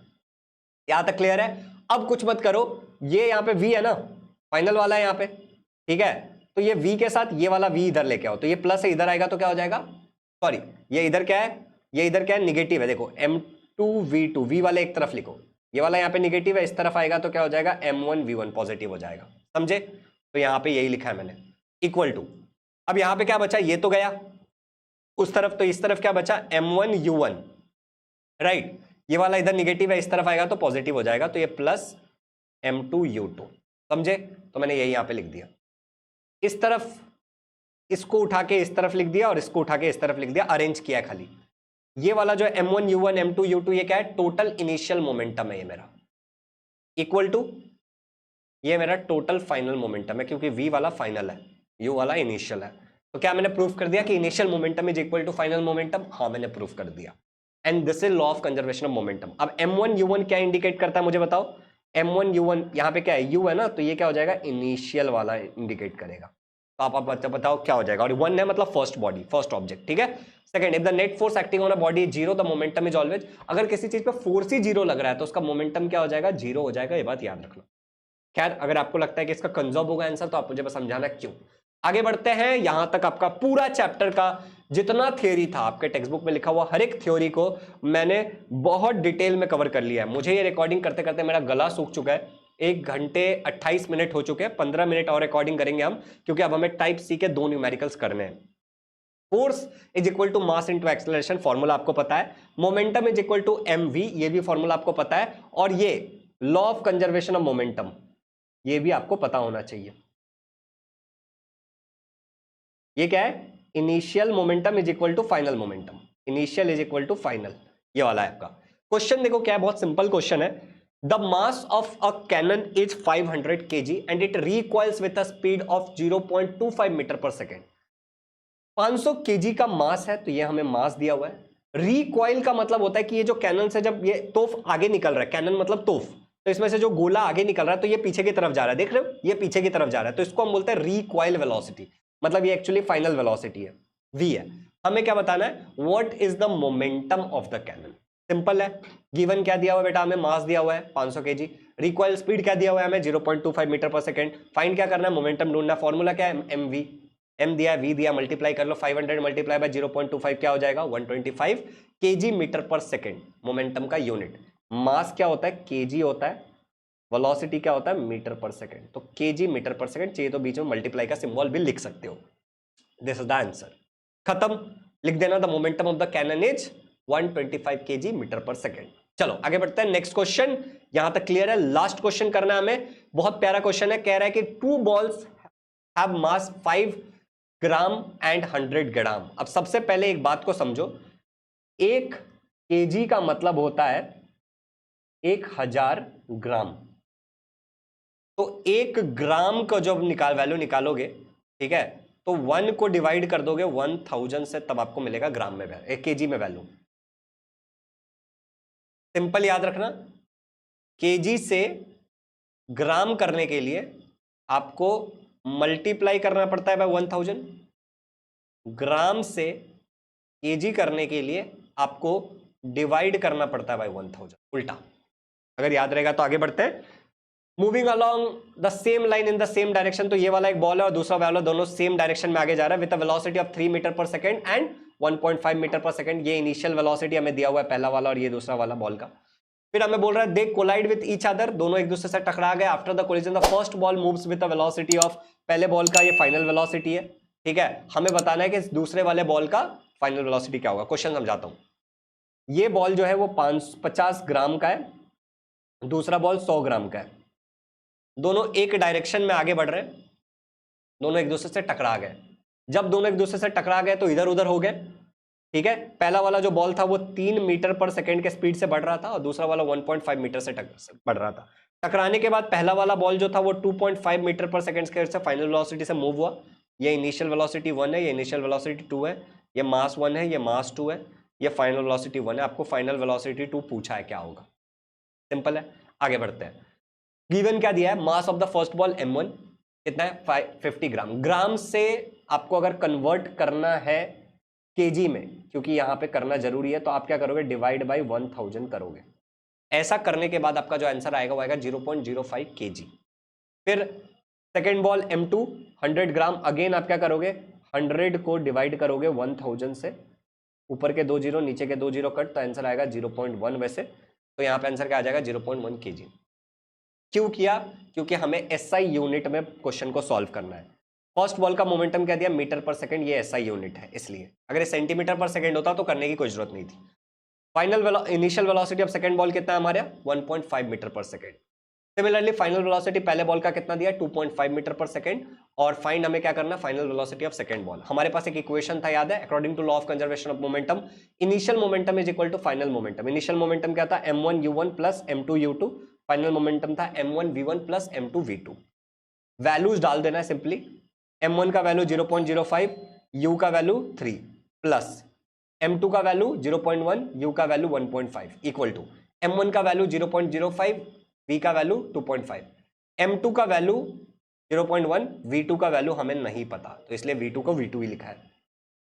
इसको पूरा कैलकुलेट करो, ये क्या आएगा 0.15 प्लस ये क्या आंसर आएगा आपका 0.15, ठीक है, इक्वल टू इसको पूरा कैलकुलेट करोगे आंसर आएगा 0.125 प्लस ये हो जाएगा 0.1 v2, ठीक है, मल्टीप्लाई है, मतलब सिंपली यहाँ पे बीच में नहीं है कुछ नहीं, तो मल्टीप्लाई है, ठीक है।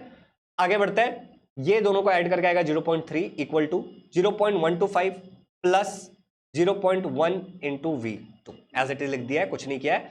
अब हमें इसका वैल्यू चाहिए, तो ये अगर उस तरफ जाएगा तो 0.3 माइनस 0.125, क्योंकि यहाँ पे प्लस है तो उधर जाएगा तो माइनस हो जाएगा, इक्वल टू यहाँ पे बचा 0.1 मल्टीप्लाई बाय v2, यहाँ पे कुछ नहीं है मतलब मल्टीप्लाई है, ये बात याद रखिएगा, ठीक है।